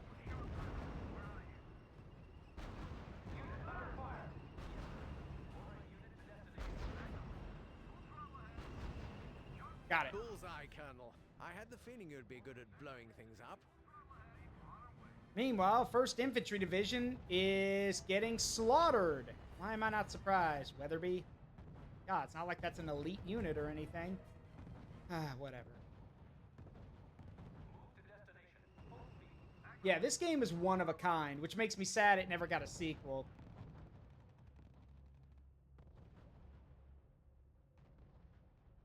Squad commander, go to your new position. That looks like two tanks. Yes, sir. Ordering unit to destination. Two Panzer IVs counterattacking. Pull back, Sheridan. You don't have the firepower to take them on. Yeah, we don't. Pull back. You have the coordinates. Proceed to position. Pull back behind these medium tanks. A battalion of Lee tanks is joining us. They'll help us take care of the enemy armor. Excellent. Let's get rid of that. So the M3 Lee, it was basically a stopgap before the Sherman came out. The very tall boy tank has a 37mm gun in the turret and then a 75mm hull-mounted gun. It's a very ugly machine, I'm not gonna lie. You can see it's a very ugly-looking tank. But hey, big gun's a big gun. So, when do we get to the ruse part? I used ruses earlier. Squad commander, go to your new position. I can do one now. Decryption is now active.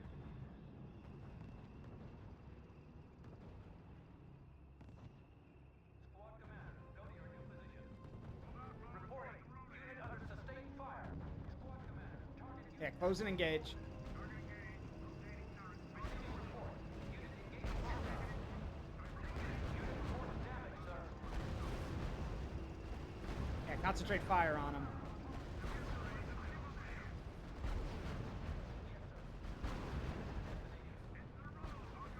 There we go. Easy. Well done, Colonel. Your new rank suits you well. Alright, let's see.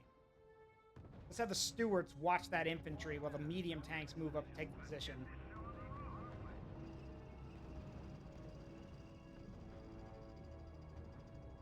You guys are in the wrong desert.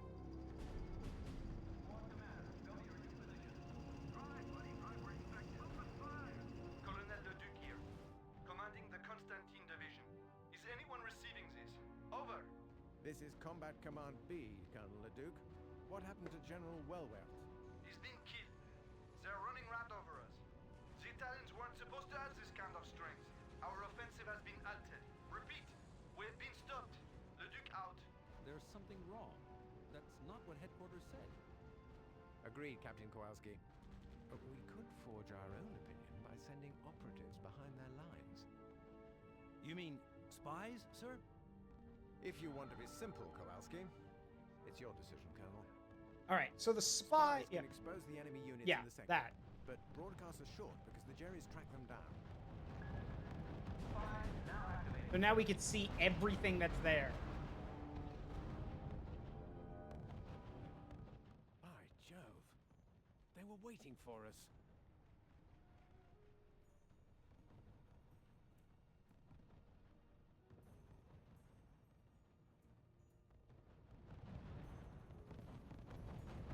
They have a strong anti-tank line set up. Nothing with treads will get across there. We need infantry to take those guns out. I'll get headquarters on the line and request engineers to build us a base. We'll take City Aish. right here and wait until the forward base is operational. Then we'll finish the Italians once and for all. Let Leduc know what's coming, okay?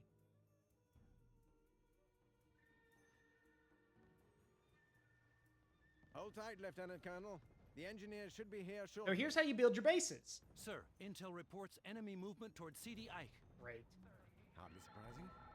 You have to hold the line, Colonel. And remember, it's better to have our medium tanks taking the hits than our light ones.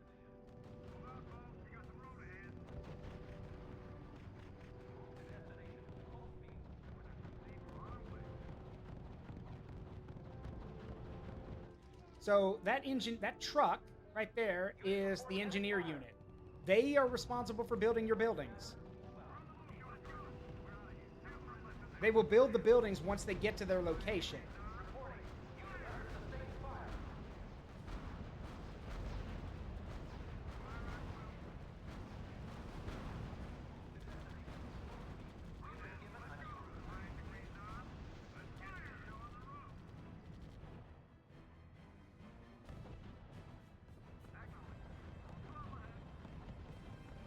So yeah, that's how you build your bases. You deploy, you requisition a building, and then the engineers go to build it.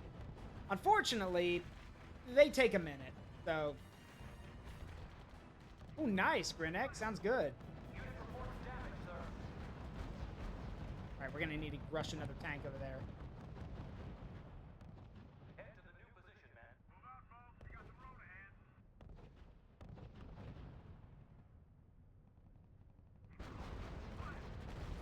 Reporting. Unit under sustained fire. Squad commander, move out. Into the road. Coordinates flight 213114.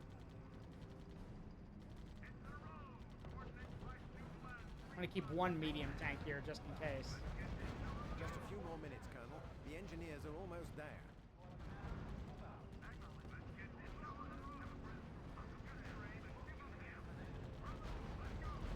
That medium tank's gonna make things a lot easier.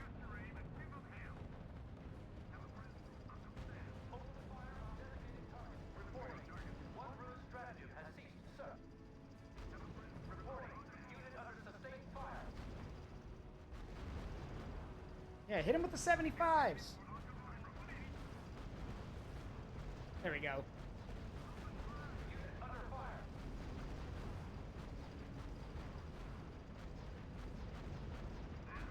There we go. That'll slow him down. Unit report engagement in progress. Unit under fire.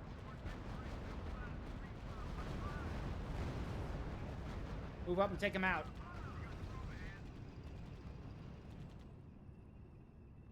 There you go. They'll pull back, which is good.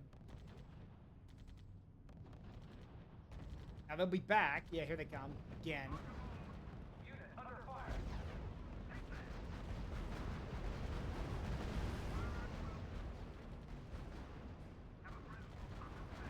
Have a present from Uncle Sam.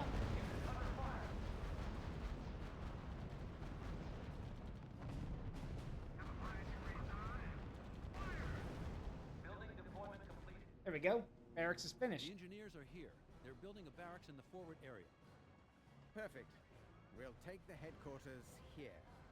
That'll cut the head off the snake that's hissing at Colonel Leduc. Need to get some anti-tank guns. Unit reports damage, sir. Because this is just turning into a back and forth game of reverse. Sir, the 16th Infantry Regiment is ready and able. Excellent news. They're the only units we have who can neutralize their AT guns.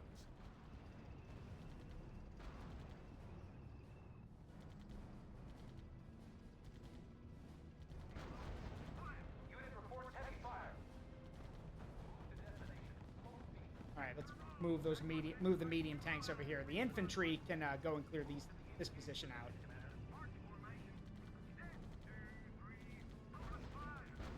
The problem is in this game is that when units take enough damage, they pull back, which is helpful for you, but it also sucks because that means the enemy will just run away. Which is why I was saying we need anti-tank guns, because the anti-tank guns will make shorter work of the tanks. But that's also what the reinforcements here were for.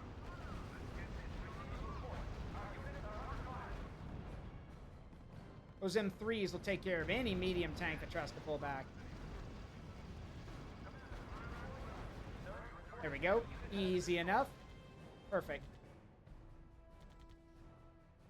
You try to come back from that. All right. Let's move. All right, well, it looks like Leduc is reforming his unit.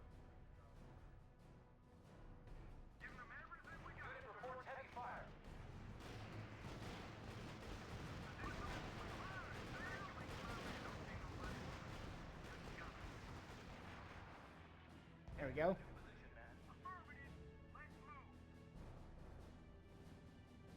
All right, as expected, they're trying to group their units together, so we're going to launch a pincer attack when we can. All right, move up.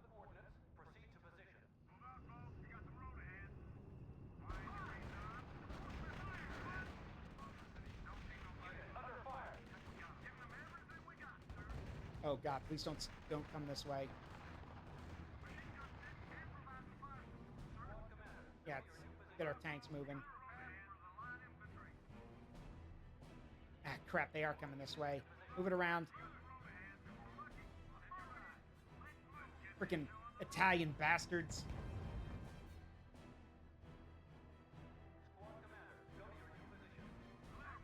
Because, yeah, I got to move my infantry out of here because they can't fight those light tanks.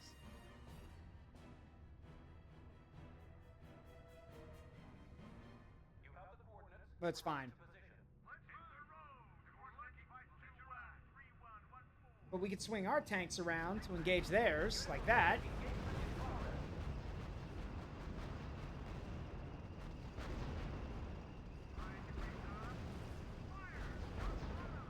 There we go. Takes care of that.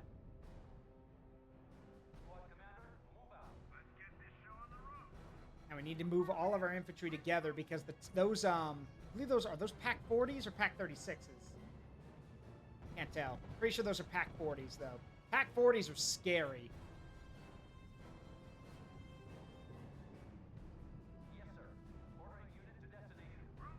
And we definitely don't want our tanks to go driving into a wall of anti-tank guns.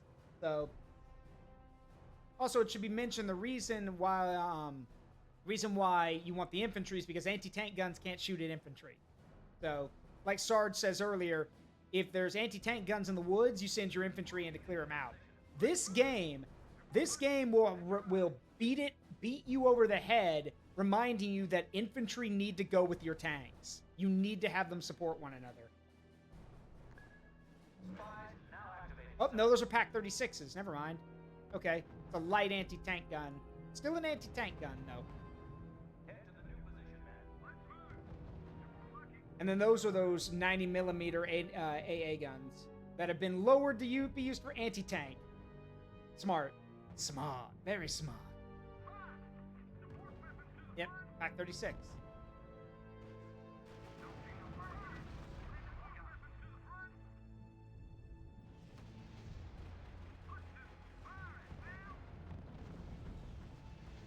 Sir, all enemy AT guns have been taken out. Good.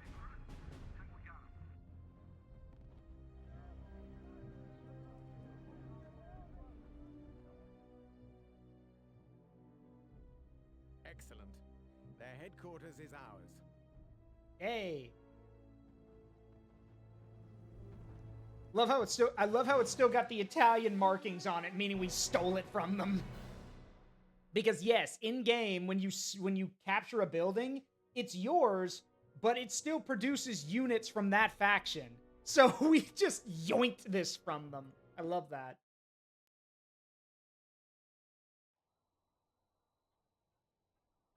Lieutenant Colonel. We found a Kraut officer in the Italian HQ. He was trying to start a bonfire with those. Well, it must be important to somebody. Let me take a look. Thank you, Leslie. Don't call me Leslie. What have you got there? Well, take a look for yourself. Good Lord.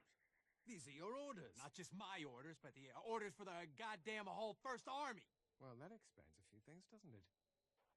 Damn it. But yeah, that's how they were able to know what we were doing. Weatherby and the big red one are mired at Hajab el Ayoun. And the Brits? They're struggling to advance along the coast. The German rearguard is causing trouble. For Christ's sakes, the whole damn offensive is stuck. You'd think the Germans knew our plans, wouldn't you? Who's commanding the German troops? A certain General von Richter. And the general appears to have slipped up. How do you mean? All his strength is on his flanks. His center is vulnerable. You're calling a Kampfgruppe of the 10th Panzer vulnerable? Stragglers and remnants. If I can snatch his headquarters, he won't be able to react. That's quite risky. Maybe, but it's the only way to take the pressure off Weatherby and Monty.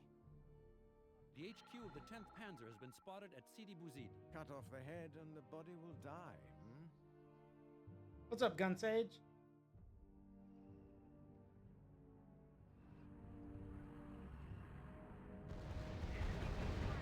Heck yeah! If only we knew where the German AT guns are. Hello? My operatives are still at our service, Colonel. Spies now activated, sir. Hey, Gun Sage, thank you for the raid. Welcome, Raiders. Please make yourselves at home. I'm Zaruk Windcaller, but you guys knew that already. Sit back, relax, make yourselves at home. Are those Pack 36s? Don't know. But at least we know where the anti-tank guns are. Alright. Infantry advance. Squad commander, go to your new position. Move to the indicated position, commander. Sir, a new cruise is available. We'll let the tanks and the anti-tank guns fight off their tanks while the infantry go to get rid of those anti-tank guns. Head to the new position, man. Let's get this show on the road. Let's see.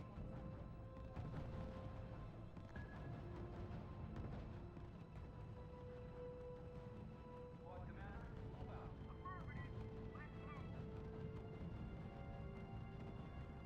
Yes, sir. Ordering unit to destination. Squad commander, target unit and following coordinates. Move your ass, Private. Nobody's nice. By doing this, we'll be able to clear out the anti-tank guns and basically give our armor free range of movement. Under fire. Speaking of free range of movement, yours is denied. Squad commander, move out. Move out. Let's go. Take those guns. Squad commander, go to your new Production buildings can field units. Yep. enemy engaged. Unit reports enemy neutralized. Now, there is no veterancy system where, like, your units get better the more stuff they kill. I wish there was, but there is not. We're going to pull back our infantry. Oh, shit.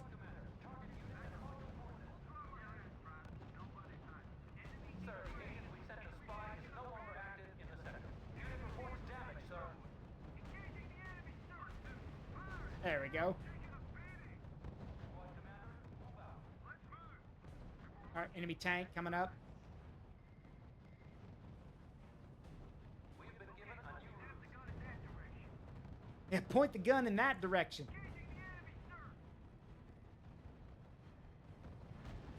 All right, that takes care of that. All right, let's see. I need this. Turn this back on. I was using that. Yes, sir. Our spy is on his way. Got it. And then what do we got over here? Spies now activated, sir. Yes, sir. Infantry units. There is an armor detachment and then a Pack 36 guarding that little village. So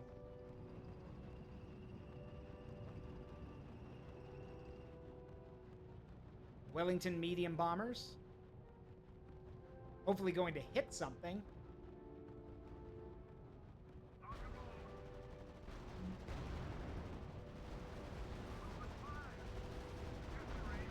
Well, those infantry just charged into a tank line. How'd that plan work out for you, idiot?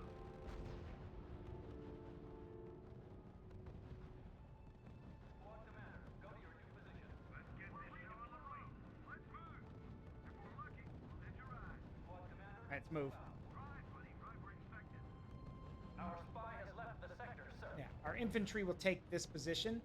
Squad commander, go to your We got the numbers for it. Sir, the agent we sent to spy is no longer active in the sector. It does, Izzy. That's one of the reasons I fell in love with the game, is it feels like a tabletop thing, but it's also how they would have done things back then. If you're a general, if you're a high-ranking officer, you're listening to the reports, and you're moving the unit sticks around, or like the unit tokens around.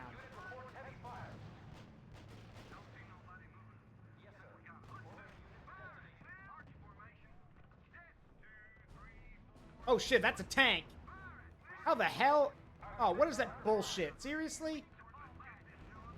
Literally spits a tank out right as we get to it. Are you kidding me? Pull back. Damn it. I hate when that happens. Literally didn't even know it was spawning a tank, and suddenly the game's like, haha, here's one.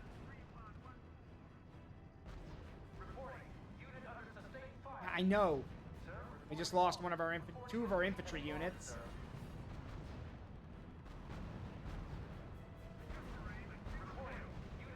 Three of our infantry units because of a tank that just spawned right in front of us. Great.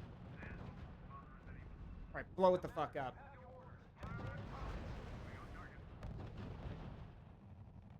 There we go. That takes care of that.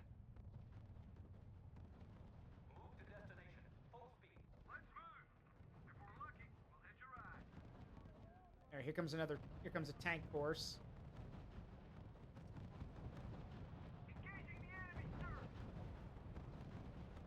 That didn't work.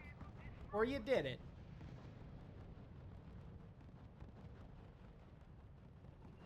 Fire.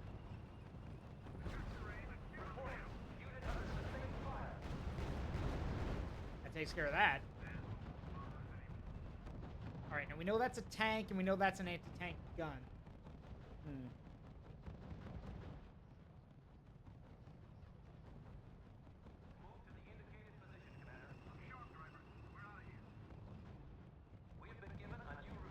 Alright. Let's see. I could swing around, but I don't want to risk it. There we go. Alright, move up. Infantry, move up. Take that town. We'll have the tank support you. And you can see how everything are going on the other side of things. The 7th Armored Division, the Desert Rats, the British, famous British tank unit is, well, I don't know what they're doing over there. Meanwhile, 1st Infantry Division is, well, slugging it out, to be blunt. Watch out. Enemy tanks moving on our flank. Yeah, I see him.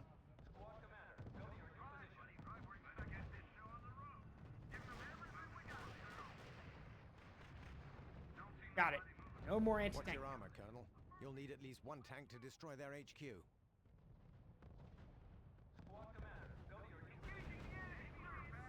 Use those anti-tank guns. There we go.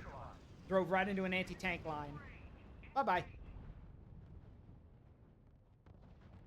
Alright, I'm willing to bet that's an anti-tank gun on the move. Yep. Oh, that's a Pack 40. Okay, that's a bit different. Pack 40s are a bit scarier.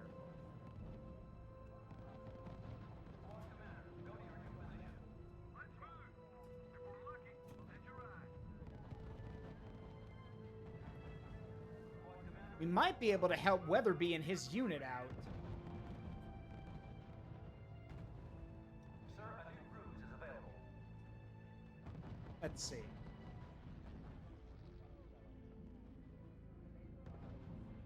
Oh, yep, here comes trouble. Yep, they are sending their tank to counter my movements. Unfortunately for you, I have an anti-tank gun waiting. Lots of them, actually.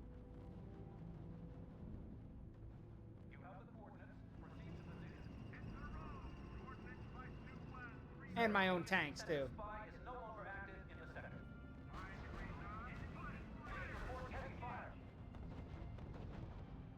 Alright. That's done.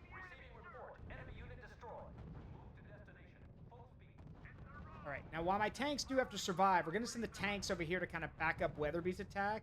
I'm moving my infantry and my anti-tank guns forward. If they do spawn more tanks, the anti-tank guns can get rid of them.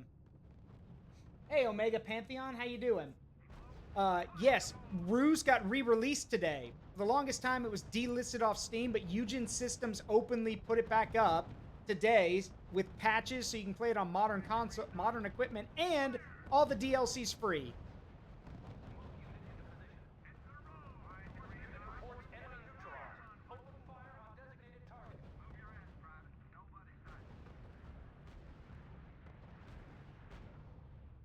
All right, you know what? Weatherby can dig his own grave. I've got my own problems. Yes, sir. Engage enemy. I repeat, engage enemy. Combat formation. And charge. Careful, they've got Pack 40s. Those are far more dangerous than the little Pack 36s. Yep. Squad commander. All right. We're about to have an ad, so I'll be right back. I will be right back, everybody. See you guys in a second.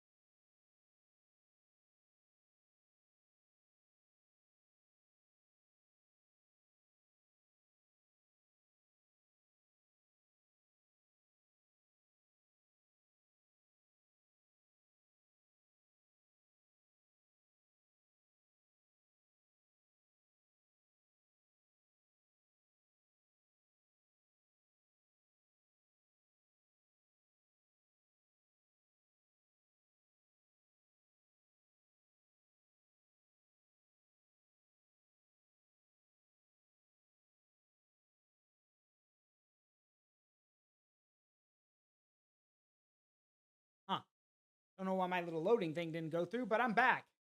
All right, let's do this. Let's see, I love the full army battles in R.U.S.E. Best thing about the PC version, though. The others, not so much. Yeah, the game's still fun, though. And thanks for being a first-time chatter, Omega Pantheon. Drop a follow if you want to see me do other stuff, because it's not just this game I play. I play other strategy games. Haven't played a few in a while, but I do like playing them. All right, so with that done, let's get back to it. Let's knock this thing out and move on to the next level already.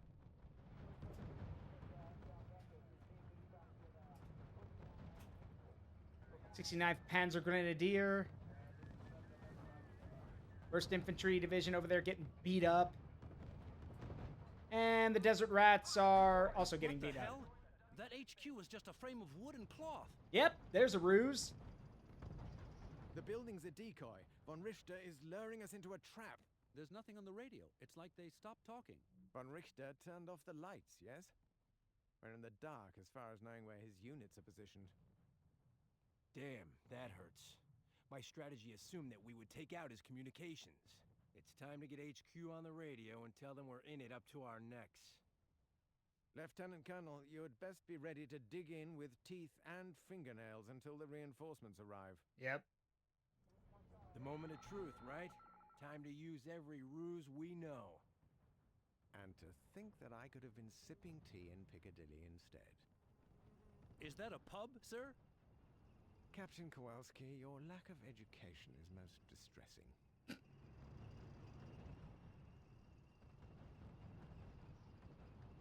We've just received reinforcements from an anti-tank unit, sir. Affirmative. Let's move. You have the coordinates. Proceed to position. We're redeploying.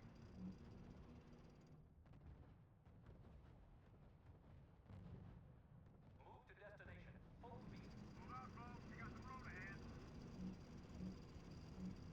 Move to destination. Full speed. Sharp driver. Marching formation. 10, 2, 3.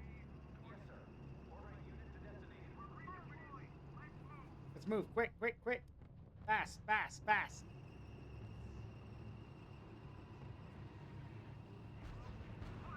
Receiving report. Our units are under fire.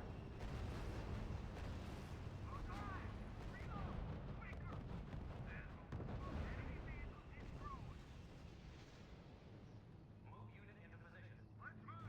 Unit reports damage, sir. Unit has been routed. Unit opening fire on the enemy. Move unit into position. We're redeploying. Affirmative. Let's move.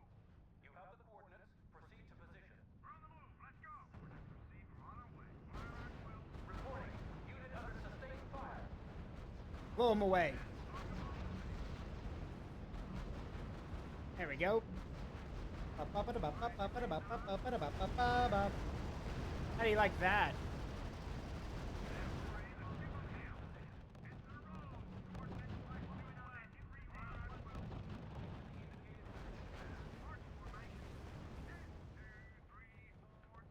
No, it saved my old level, Omega Pantheon. So, no, you just have to get the patch. That's all. So if you reinstall the game, you should have everything brought back to you. Yes, sir. Ordering unit to destination. Let's get this show on the road. Acknowledge. Full throttle ahead. Move to destination. Full speed. Let's move. If we're lucky, we'll hit your ride.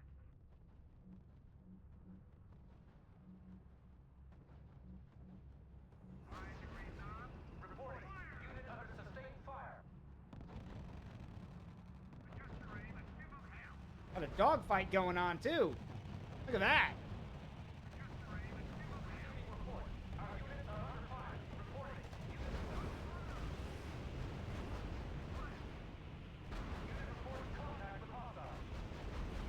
All right, we drove them off. Did a ton of damage, too. Squad commander, go to your new position. We've taken a advantage show on the road. Drive, buddy. Drive where expected.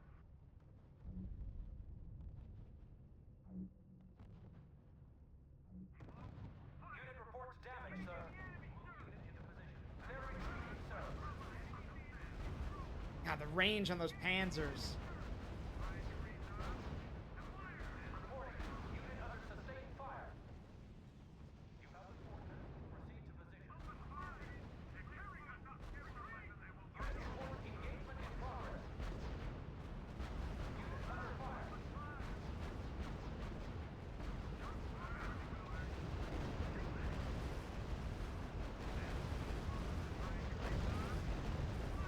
There we go.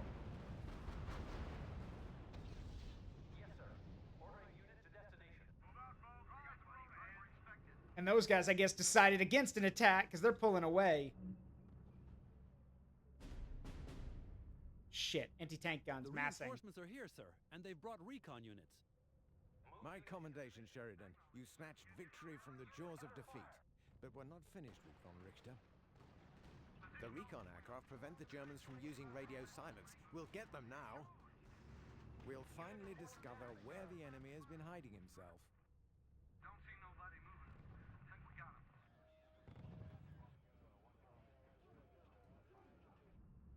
All right, I see an anti-tank gun, an anti-tank line Weatherby set and up. the British will attack along our flanks.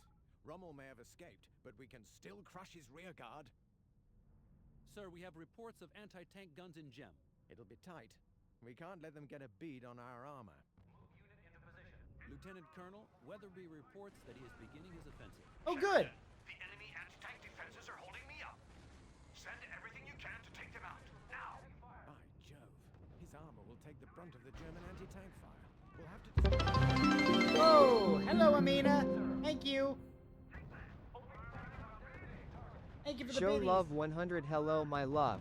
Hi, everyone. Tilda hype love 1. Zaruk W smile. Zaruk George. Zaruk hug. They put one of my favorite games back on Steam, love. That's why I'm playing it. It's my old teenage years game. They decided to put it back on Steam, and we're like, yeah, we're gonna update it now, and so you'll be able to play it on modern systems, and you'll have all the DLC for free if you didn't already have it.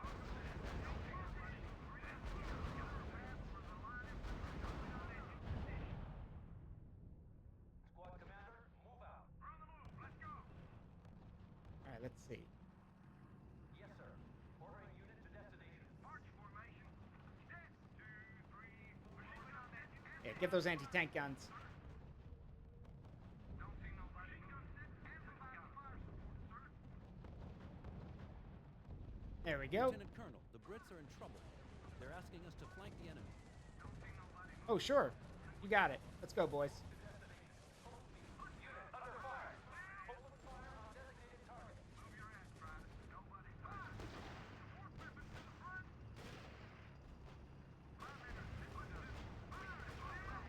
Unit reports heavy fire.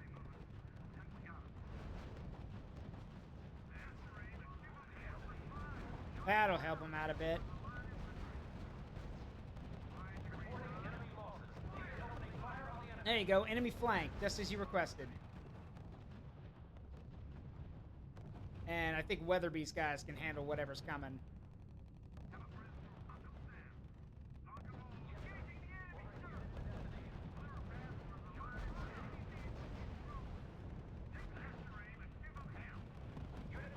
All right, let's swing around and deal with that that barracks. Yeah, I think the Brits can handle it now.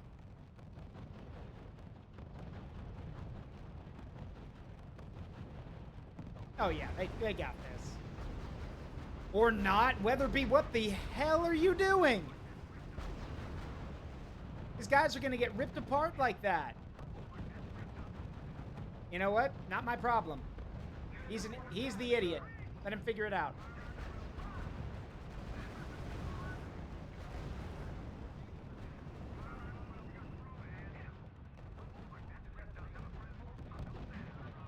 Yeah, okay, now he's pulling it off.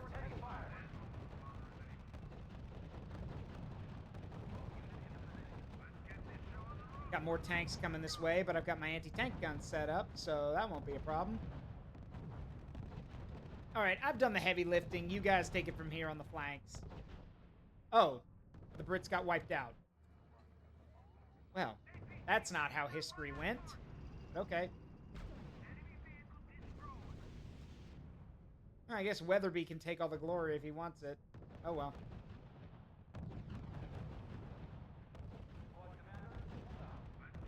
That's literally not how it works. The Desert Rats were an amazing armored unit, so the fact that they're getting wiped out over here is kind of... Repeat, they have a Tiger. Oh! Bloody do something, Colonel. A single Tiger could wipe out an armored column. I think Weatherby's got it handled. Lieutenant Yep. Colonel, You'd better be careful taking that beast out. Yeah, there we go. Lieutenant Colonel, the Tiger's been destroyed. That's a relief. That monster Remember would have the spread Emperor. havoc in our ranks. Sir, the Germans are surrendering. The town is ours. But don't sound the trumpets quite yet. The Africa Corps managed to retreat in order. Even their rear guard escaped us. Now that is true. Anytime Rommel got into a battle that he wasn't going to win, he pulled back very quickly. Little too late. Omega Pantheon. Spoiler, there's a tiger in the town. Yep. Little too late. But yeah, this is historically correct. Every time Rommel got into a losing situation, even if he took catastrophic losses, he was able to pull out because he knew that every battle had to be either had to be quick or it had to be decisive. And if it wasn't going his way, he pulled out to avoid taking too much damage. Now that's a job we can be proud of. Hitler's famed Africa Corps, driven into the sea. The Pentagon appreciates what we did. No, Master Chief, that is not true. It was touch and go for a while, General. Certainly wasn't much fun at the beginning. Agreed. I wonder about that von Richter. He's clever. I'm surprised that anyone could hold out for so long, facing those odds. Ridiculous. Just another fanatic with a uniform full of unwarranted medals. We'll be stepping on their necks all the way to Berlin.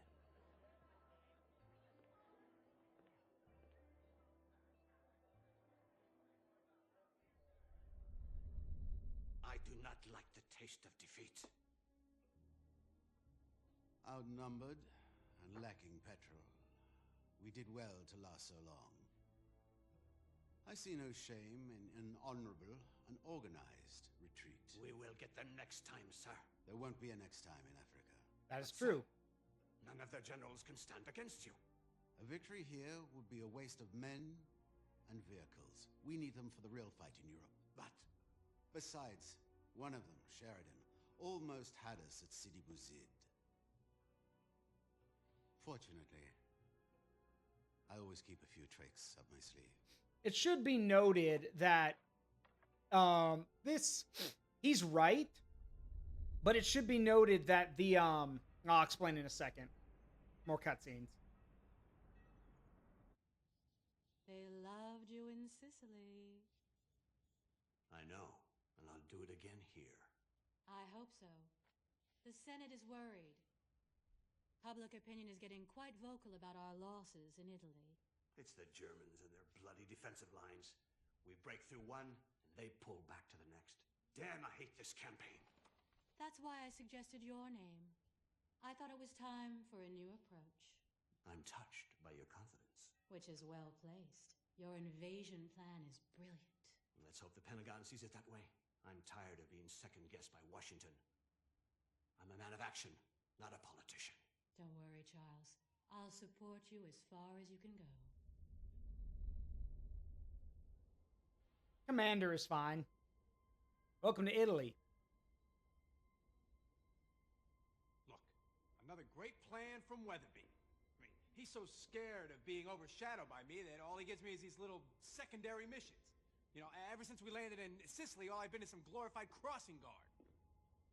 You really think he has it in for you? After all, he did make you a full colonel. So what? He gets the medal and the glory, and I get the blood and the mud? No, it's obvious he's sidelining me. Don't you think the success of the mission should be your only worry? Oh yeah, sure. So he enters Rome like an emperor while walking on our backs. Well, is that so surprising? After all, it was his plan, and it was approved by Washington and London, and it's got to work. Look. Okay, so I will talk about that in a second. Some stuff to bring up. Intelligence indicates that our bridgehead behind the Volturno line has forced the Jerrys to pull back to the Barbara line. Their Italian allies are finished. Yep. I know that, and I know that we're going to be acting as bait, doing recon in the north. A calculated risk. And don't forget, Weatherby's task force will land behind them. Is this and supposed to be down to is this supposed to be Anzio? I don't like the smell of it. An awful lot can go wrong, and I am a great believer in Murphy's Law. Yep. The HQ is set up, sir. We can deploy field bases now.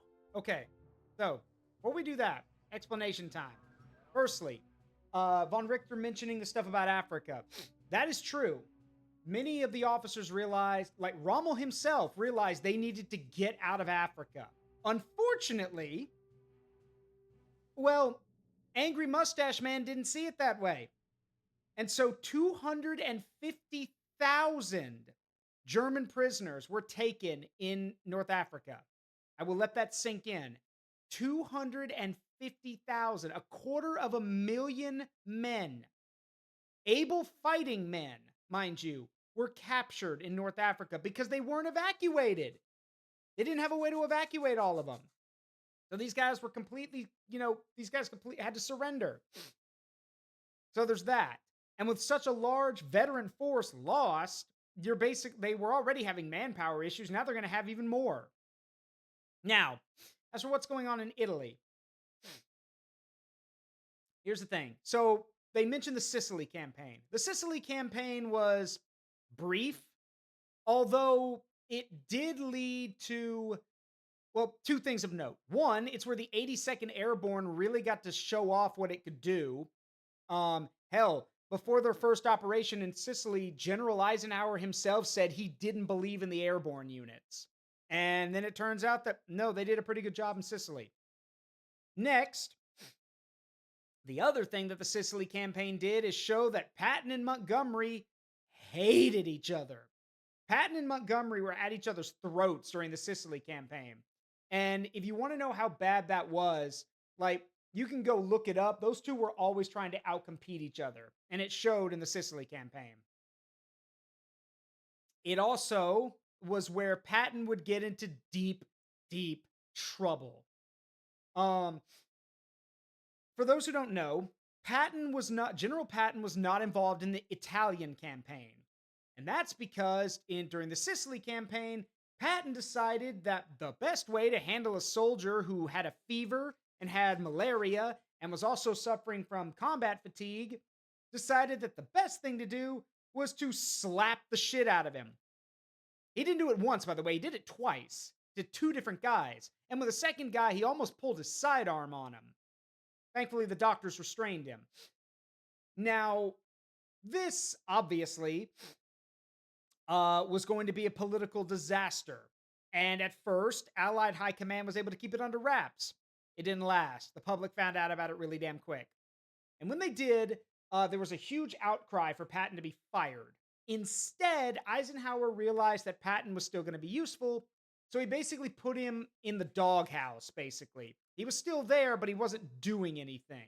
So he missed out on the Italian operation and was brought back for the invasion of Normandy with D-Day.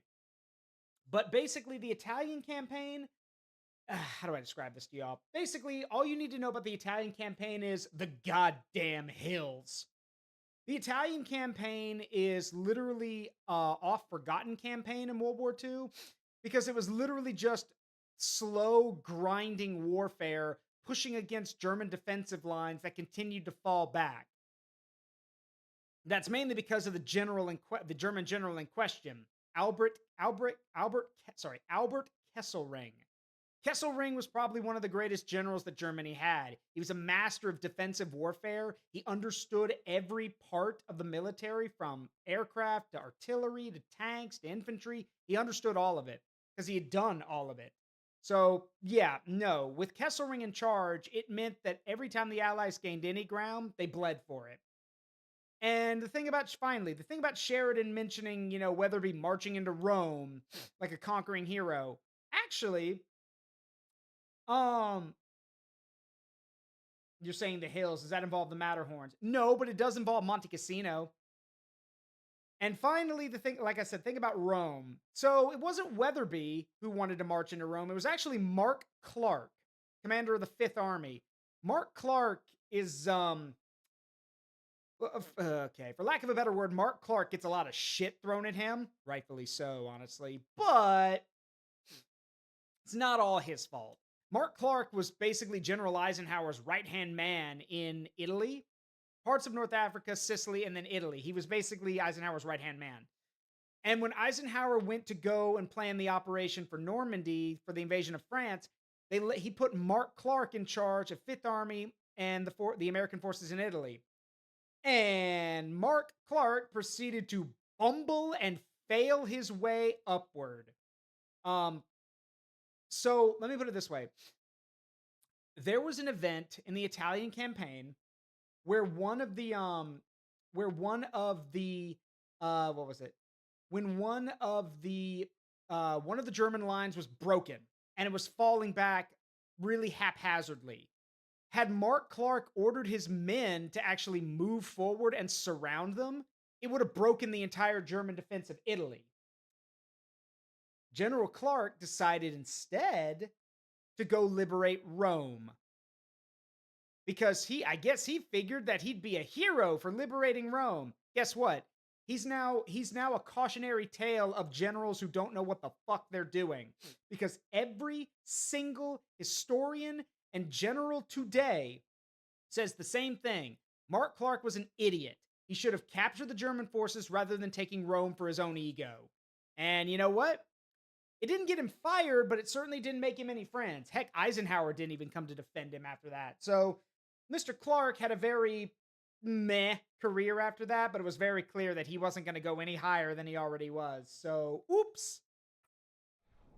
Colonel, we found a supply depot. Straight ahead.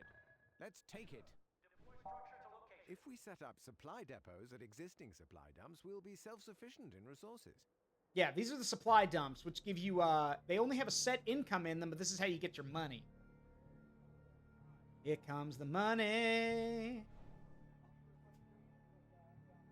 Heads up for mission 12, you're going to want to bum rush their airfield. Yeah, but that's 6 missions away. I'm not going to be able to do it all tonight.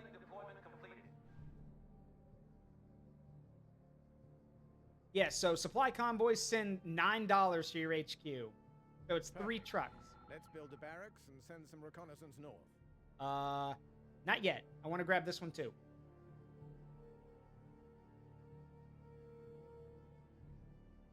Yoink. Engineers will take care of that. Yeah, Barrett, and you. Let's zoom in and look at the headquarters. Not bad, really. Pretty cool. Pretty cool looking model. And here's a supply depot.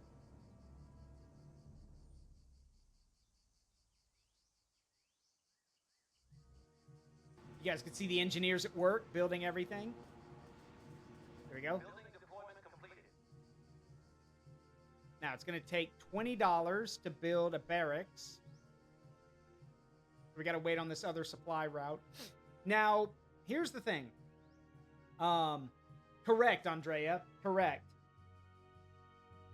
But he wasn't thinking about that.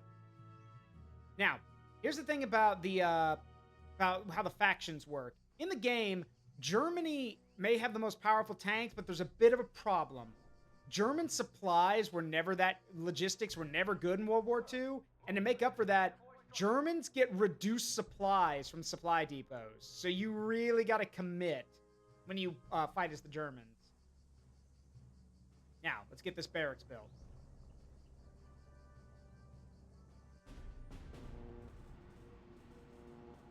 There we go. Building deployment completed. Excellent. Round up some troops, and I'll get the coordinates to recon. All right.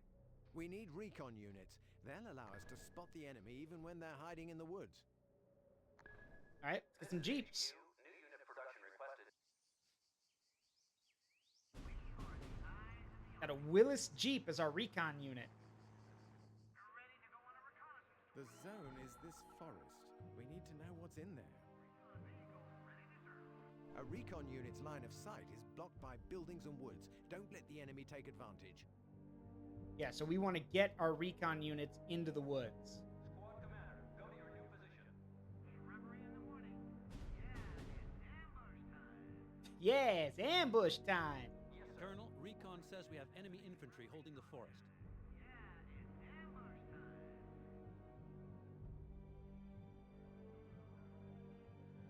Well done, Colonel. Now, what's this? Recon says those are Italian units. It can't be, sir. Italy surrendered. Tell them that when you meet them. Sheridan, we need infantry to take care of them. Aha! The whole area's covered. So hiding recon units in various areas is good because you can keep track of where your enemy is and what they're bringing. Also, having recon units means that units can fight with their full range, which is also important. Anti-tank guns, infantry, everything. Thank you for the care package. That's a stretch, posture check, and a hydrate. Thank you.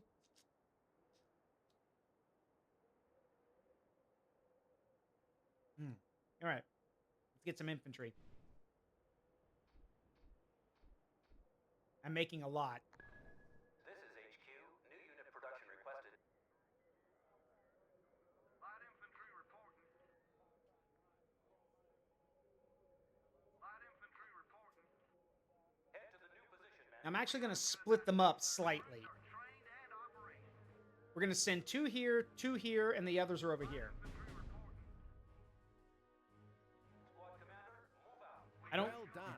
I don't like the AI knowing what I'm doing, so we need to get rid of those recon infantry. You need to destroy those units before they transmit your position. Weren't there Yes, there were commandos in World War II. The SAS were commandos, for example.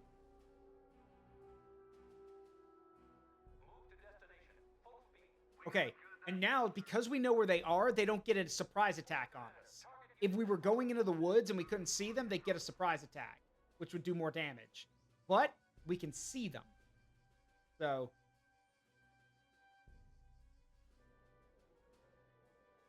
those guys are apparently outside my map movement right now. Receiving report. Our units are under fire.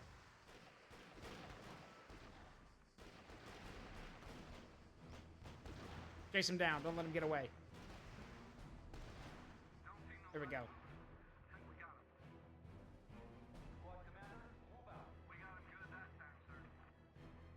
All right. Move out.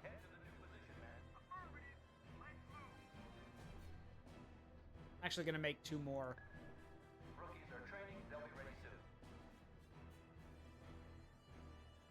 The reason I'm making more more infantry is because infantry can carry bazookas, which means that they can launch surprise attacks on armored units if they get the drop on them. But they have to get the drop on them. So we want to make sure we got enough of them, basically. Our units are on fire. Must be a hell of a party. Yeah. He's saying our units are under fire, meaning they're getting shot at. Squad commander, move out. Affirmative. Let's move. All right. So one group of 3 goes in there. The other group goes in there. If we're lucky, we'll hit your ride.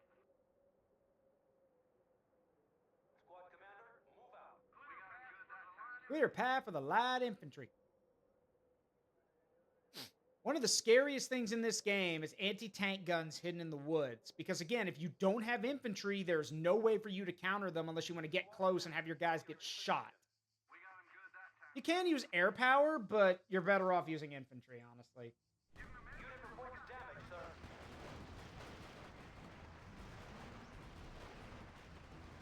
And they're dead. Good job, boys. Good job, Colonel. But we have to stay alert. Their support units won't just sit and watch. Ordering unit to destination. Sir, we have armored units closing from the east. Yeah, it's ambush time. Yep, here comes the Caro M11s. Our units in the forest can ambush them. If they get to our headquarters, it's all over. Yep, here they come. However, your infantry carries bazookas. They can take out enemy armor if they can get zoom, like that. Easy.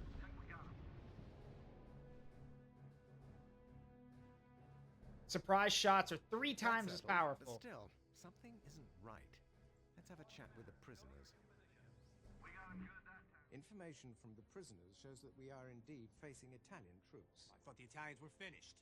Well, the regular army, yes. But these are fascist militia, armed by the Germans. And there are more coming. According to Weatherby's brilliant plan, we're facing only Germans. Yes, and the Germans are meant to be dug in behind the Barbara line.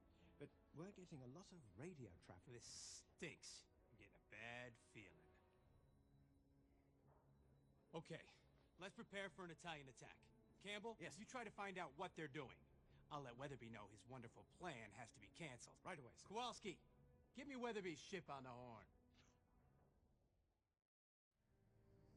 Out of the question. Operation Deluge will proceed as planned. Hold the line where you are, whatever the cost. Is that clear? Idiocy. Idiocy. Thank you. Sir, more Italian tanks are grouping to the north. What is this bloody mess? Colonel, we must secure Sparanizzi even if it is held by the enemy. Move to the indicated position, Commander. We got him good that time, sir. Yes, sir. Starting unit production. I advise caution here. I doubt that the village is unoccupied.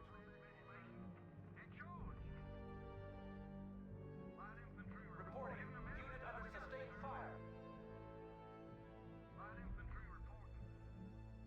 Colonel, more Italian recon units may be hiding in the forest. We'd better find them and take care of them. Hit him, boys. Don't let him get away. There we go.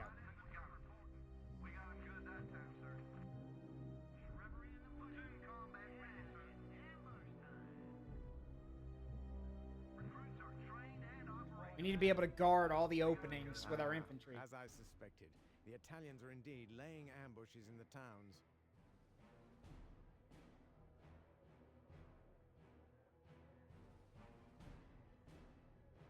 By doing this, we can basically guard these openings. Not all of them, because there are some places that are just a bit too wide, but we can do something.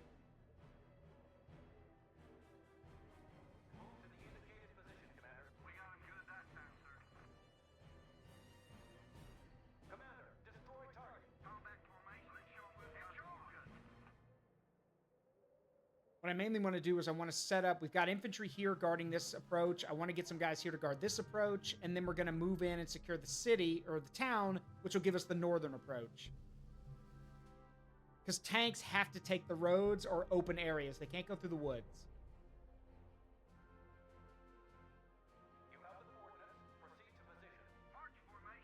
Step 2, 3, 4. Get him, boys. Got him. All right, cool. Good. I hate having someone sneaking up behind me, especially when he carries a gun.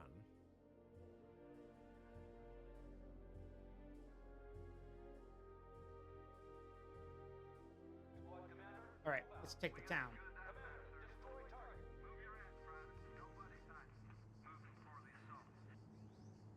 Now we can see them, so they won't be able to get a drop on us. Oh, well, there's another unit in there. Didn't see them.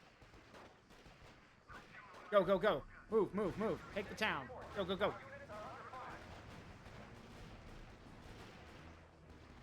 Got it. Town secure. Congratulations, Colonel. Sparanizzi is ours. Sir, enemy armor is trying to retake the town.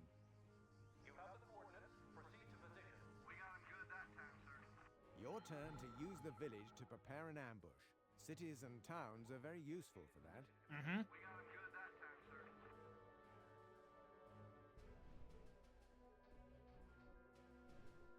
There we go. Now, watch what happens when this dumb tank unit decides, yeah, let's just drive right down the road into the city that was just taken by the enemy. Surely nothing bad could happen. Surely. Get him, boys. Rockets.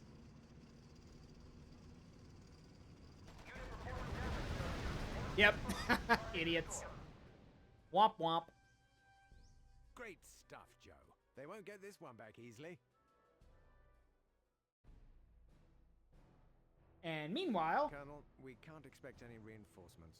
Weatherby has just started his landing. God, they're gonna get slaughtered.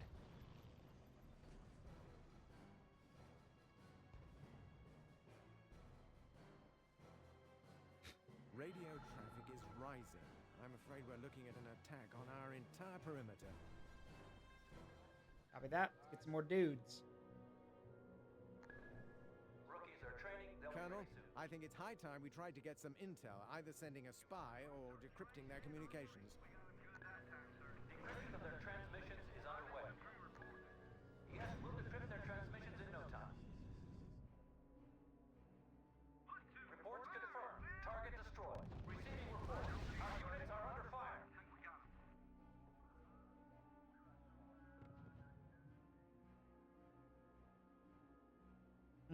Look out, Colonel. They're attacking from the left flank as well.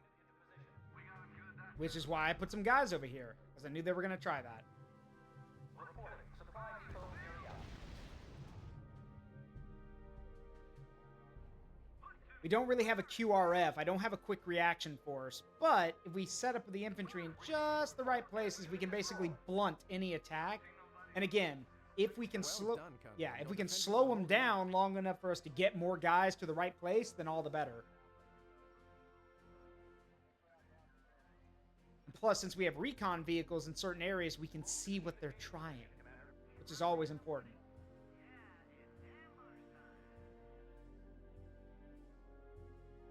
Yes, sir. Ordering unit to destination.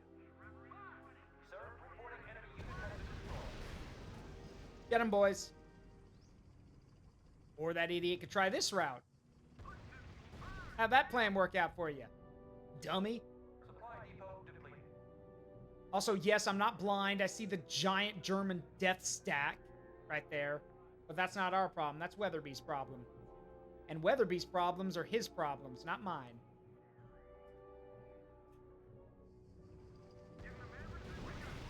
Enemy unit destroyed. We have been given a new ruse.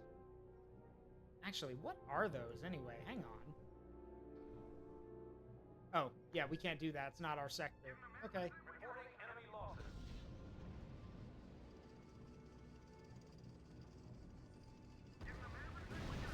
Boom. Rotten news, Sheridan. Some panzers have invited themselves to our party. They're approaching the left flank. Damn it. Yeah, here they come. Here comes the German death stack. Rather a lot of them. We'll need to marshal all our forces to repel this attack. Yeah, got it. Joe, our spies are ready to identify nearby enemy units. Yep. They're waiting for orders. Yes, sir. Our spy is on his way. Need more guys. Come on. Damn. There are far more tanks than there should be. They can't all be real. That's a lot of Panzer IVs. But they're not real. They're decoys. Sheridan, these tanks are decoys. Wood and cloth constructs. Colonel, they are decoys, no question about that. But why are they doing that? At ease, soldier. It means they duped us. Colonel, the attack was a diversion. Why did they send us decoys? That general is full of surprises. He's playing with us. Look, they're also coming from the right. Thorough bastards. Sir, reporting enemy dummy has been destroyed. Kato M13s, which are their medium tanks.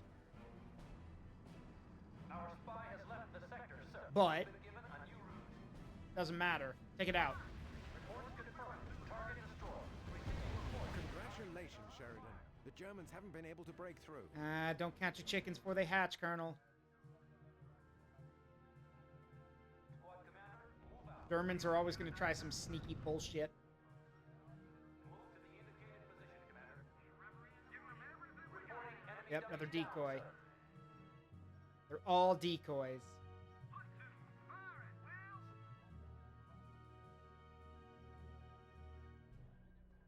Now, speaking from experience as someone who played the multiplayer, I sometimes had this trick work. Doesn't always work, though. But when it does work, it's brilliant. Yeah, we need to get some guys over to the middle. Because they're going to throw, they're going to mix in with the Italian tanks.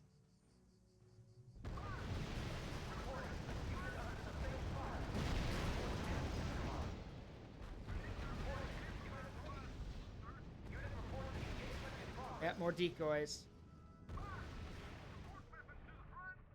Yep, see, they tried to push the center. Now they're going to try to get around us through the woods. But that's why I put more dudes there. Because I knew you'd try that. No more supplies in this one, sir. Head to the new position, man. Receiving report. One planned ruse no longer operational. Reporting. One ruse stratagem has ceased. Sir, receiving report. Our units are under fire. There we go. Meanwhile, Sir, a new ruse is available. infantry are going to try to push through now. Yeah, remember to protect your western flank.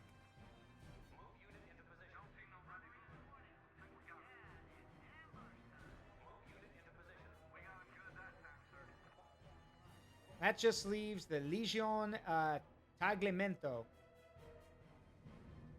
Yeah, that's the last unit they've got, I think. They're going to push. And Weatherby is getting slaughtered on the beaches. Surprise, surprise. Idiot. See what you got, boys. Man, I'm going to make the Italian scrap merchants millionaires. There we go.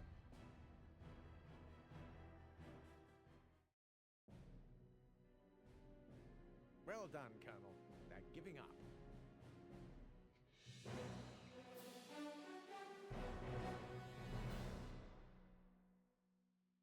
Whew.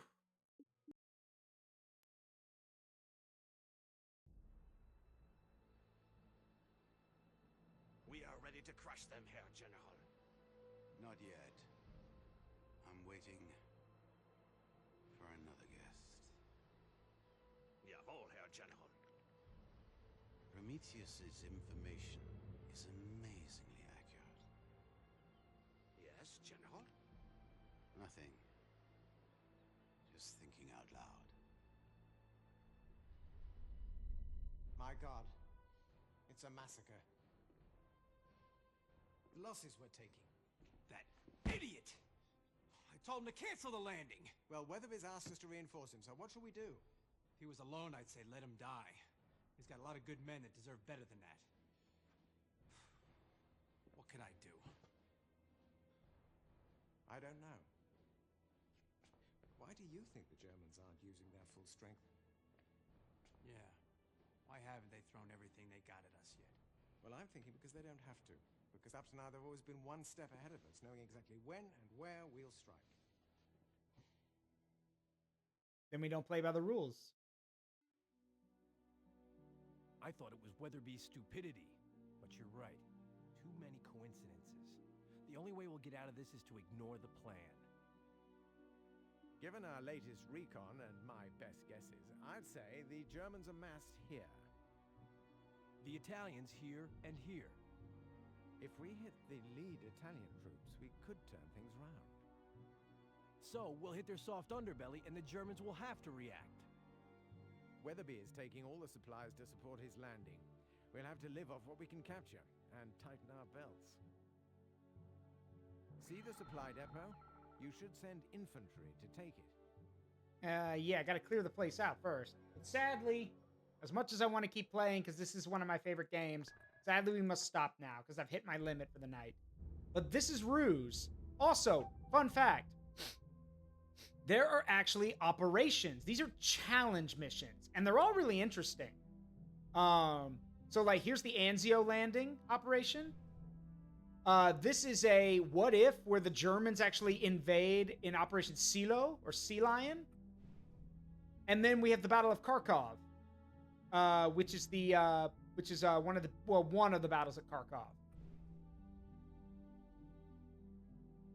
Yeah, there's also a one versus all, which is a operation. This is a U.S. force fighting against the Germans and the Italians. There's a Maginot Line mission where France stands alone against Europe's totalitarian states. Yeah, the German, Italian, and Russian armies gather against France in a what if.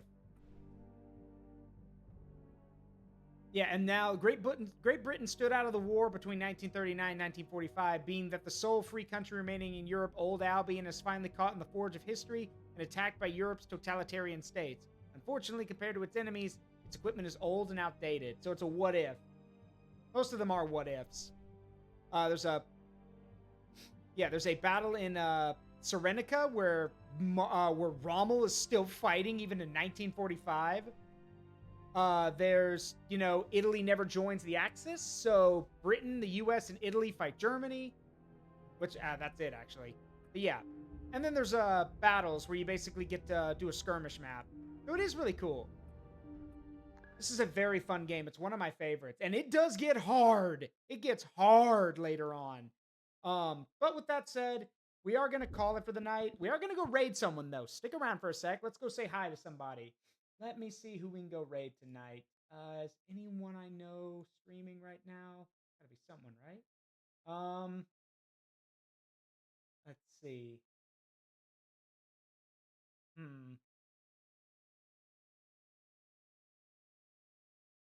See, why don't we go say hi to yes, you can yeah, with the DLCs you can play with the Japan DLC. Yes, you can. Let's see. Let's go say hi to Sure, let's go you know what?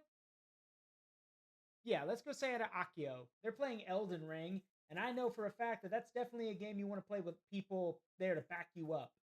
So we're gonna go do that. Let's go say hi to Akio. Only one person watching? Are you kidding? But she's so good. All right, we're gonna go say hi to her. Um, Again, thank y'all very much for those of you who are new, and thank y'all for the follows. I'll do my best to continue to be entertaining. I'm gonna try. I promise. I will do my best. But for the time being, as always, it has been a privilege and a pleasure to entertain all of you, and I hope you had a great time. I've been Zaruk Windcaller, and remember that the memories we make in life, good and bad, make us who we are. Don't trade them for anything. Love you guys. See you all tomorrow for the zombie army.